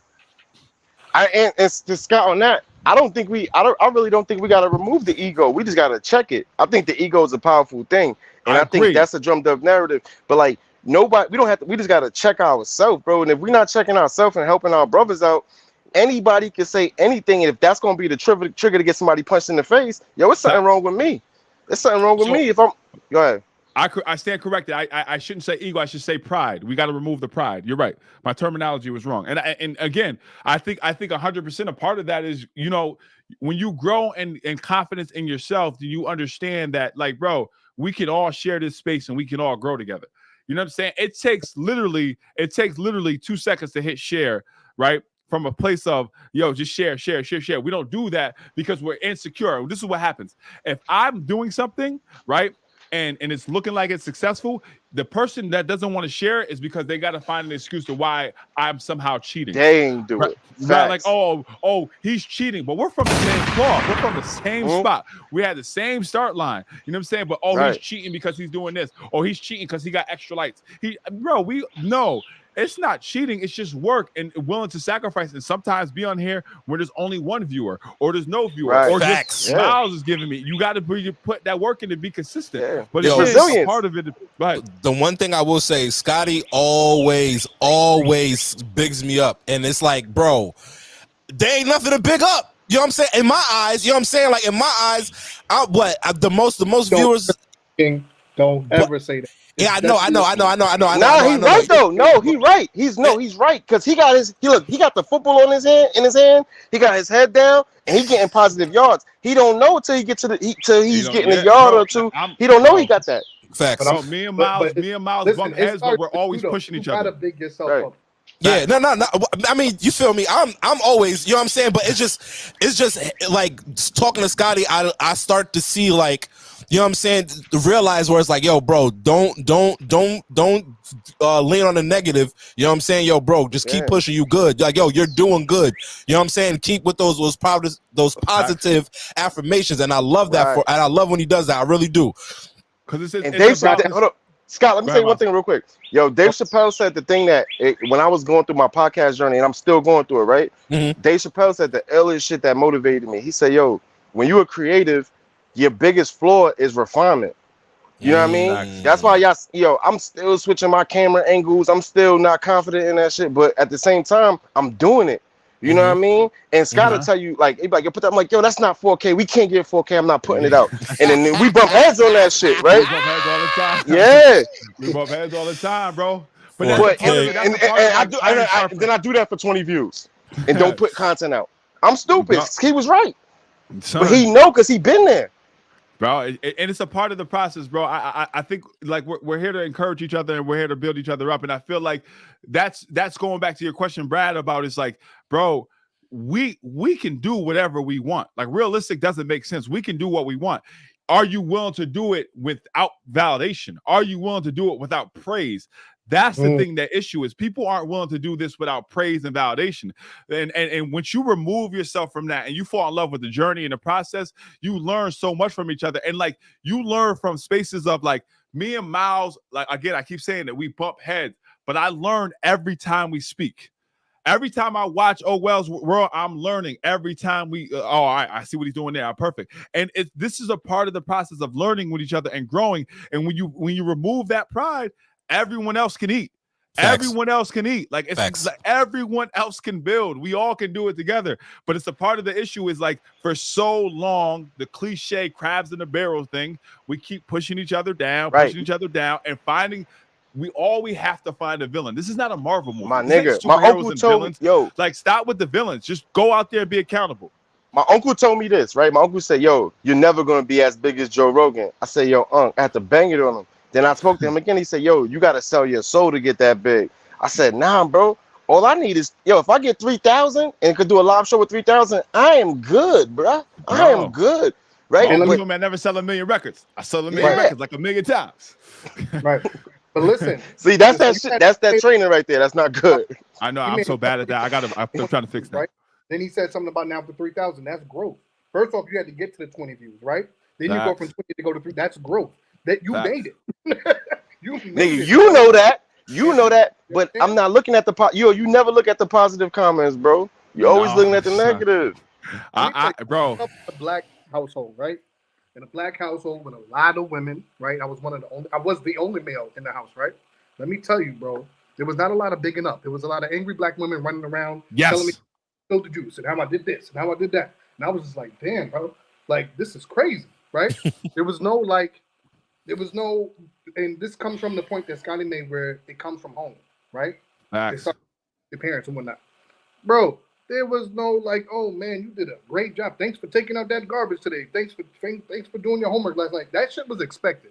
And if you ain't good, you had to hear somebody's mouth or you got your ass whooped, right? Now listen. Now how much did you have to unlearn? And this is the stuff and shout out to our parents, bro. Shout out to our parents. They did the best they could with what they had. I'm not knocking our parents. What I'm saying is from my parents. You know what I'm saying? Facts. But we have to unlearn all that criticism. The fact that you got to be criticized 10 times before you walk out of your house, your whole self-esteem is destroyed. You're already beat down before you even get to the world. And a part of that is why when I'm watching it, it's like, bro, the reason we are so afraid to pursue our goals is because we're projecting on everyone else's insecurities.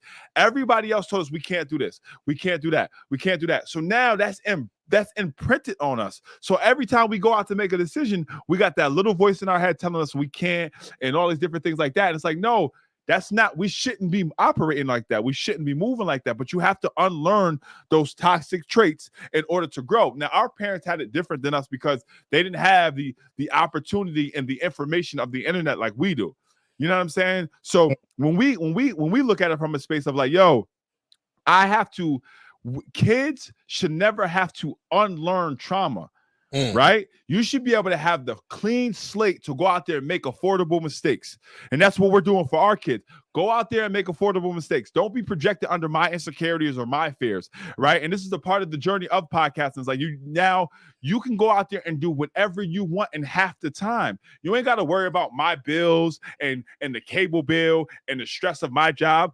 I can't be projected that on kids, but the black culture for so long projected that on kids because they weren't taught emotional intelligence. And now that we have this stuff, we have the emotional intelligence, and it's okay, like Miles said, it's okay to cry. It's okay to do this. It's okay to have these feelings. We were taught that it wasn't okay to have feelings. How insane is it to say to a kid, you are not okay to have your feelings? You know what I'm saying? But now that we have the information, we can change the legacy.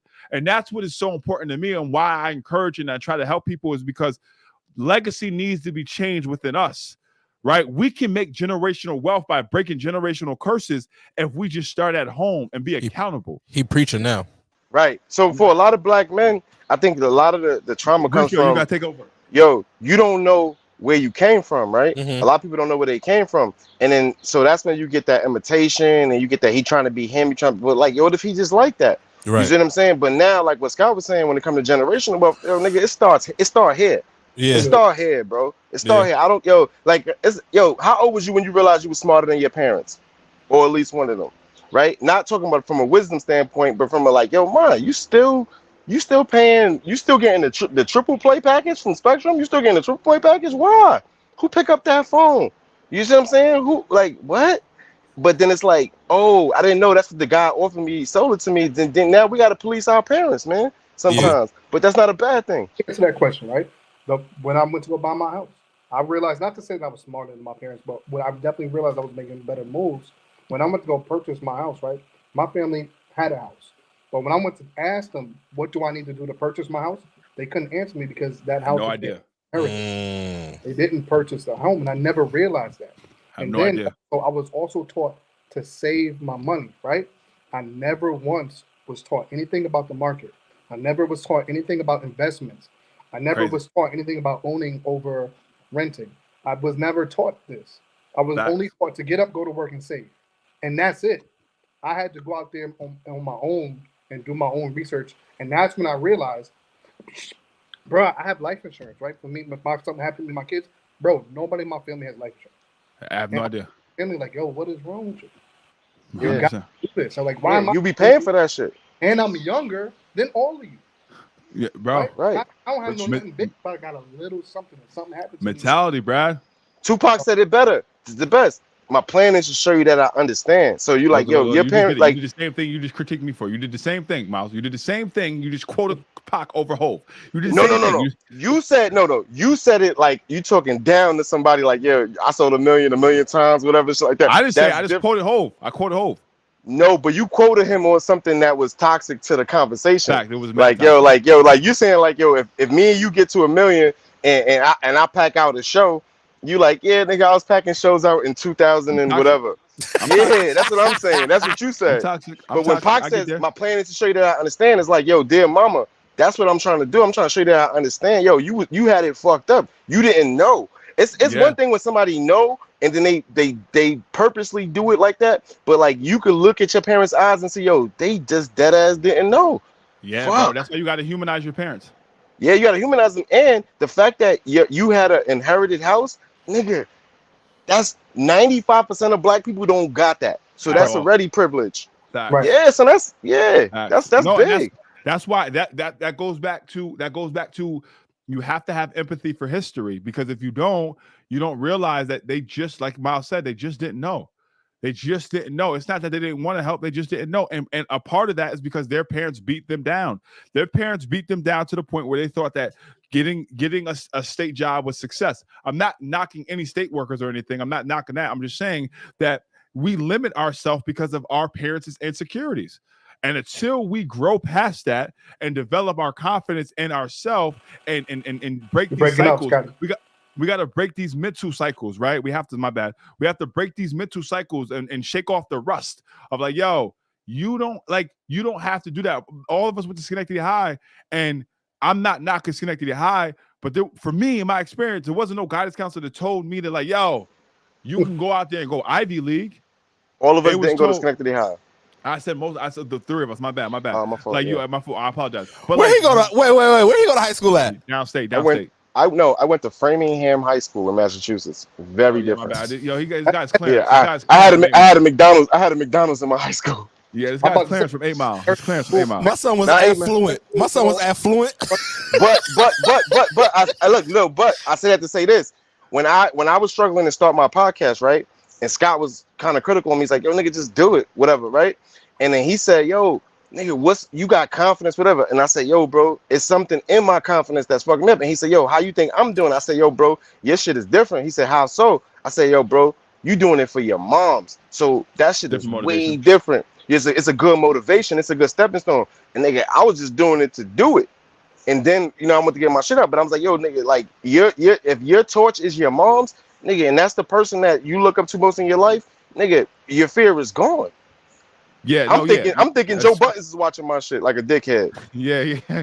No, yeah, experience, but that comes with life experience, and you understand. But again, that goes back to like not caring what people think of with what I'm doing. I care about the content and the product, but a part of it is experience. Like one of the hardest things in my life is losing a parent, right?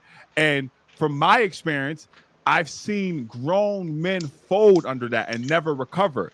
And it's one of my objectives was not to do that. I'm not allowing myself to fold and not become better, because also I have a bigger responsibility. I have kids, right? So it's no longer about me. It's about this legacy changes for them. So why would I sacrifice the hard work my mother did to get me here and not push forward? So that was a part of the process, right? But again, life experiences give you different motivation and ambition, but it's also a part of why we have to have empathy and love for each other, because we don't know what everyone's going through.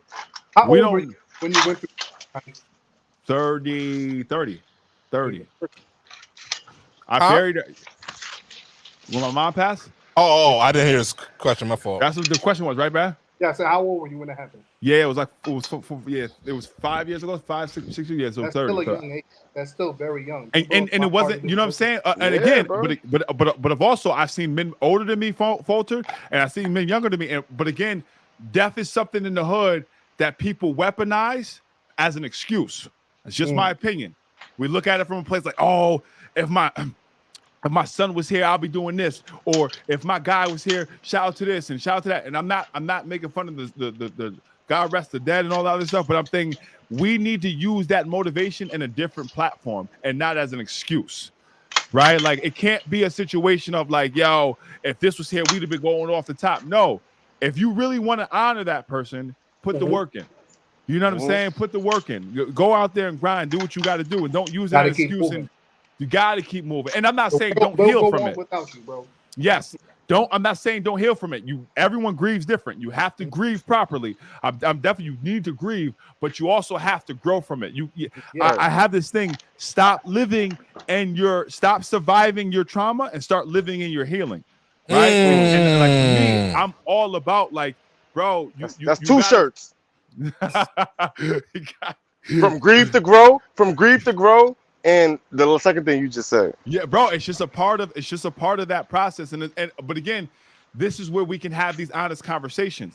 I go through it so we can have the conversation of like, so I could be a resource, right? I can give you information. I can't give you advice, right? I'm a resource. Like, yo, what happened when you went through there? What happened when you went through that? So you can grow from it. So you don't got to fail from the mistakes I made.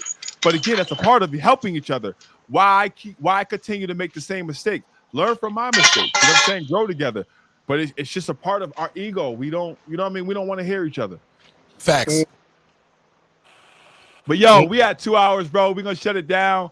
I had a blast. Can we do last words? Yeah, of course we're gonna do last All words. right, I'm not closing out without last words. Come on, you know how I do it. Like I had a blast. For the people who are still rocking with us right now, holy smoke, 10 viewers still rocking with us. Shout out to you. Like, comment, share, subscribe. Man, this was an amazing, fun time. I had a blast doing this with the Old World Takeover. But before we get out of here, we're gonna do last words. We're gonna go Brad, Miles, and Owell, and then me. I'll close it out. So Brad, give us the last words. Last words: in a room full of black men, dig yourself up. Get up in the morning, wake up in the morning, look in the mirror, and tell yourself you're a man. Not only are you a man, but you're a good man. Do your thing, bro. Get up, do whatever you have to do to make whatever in your life better, to make tomorrow better. The day after that better. Do what you got to do. Get up, going.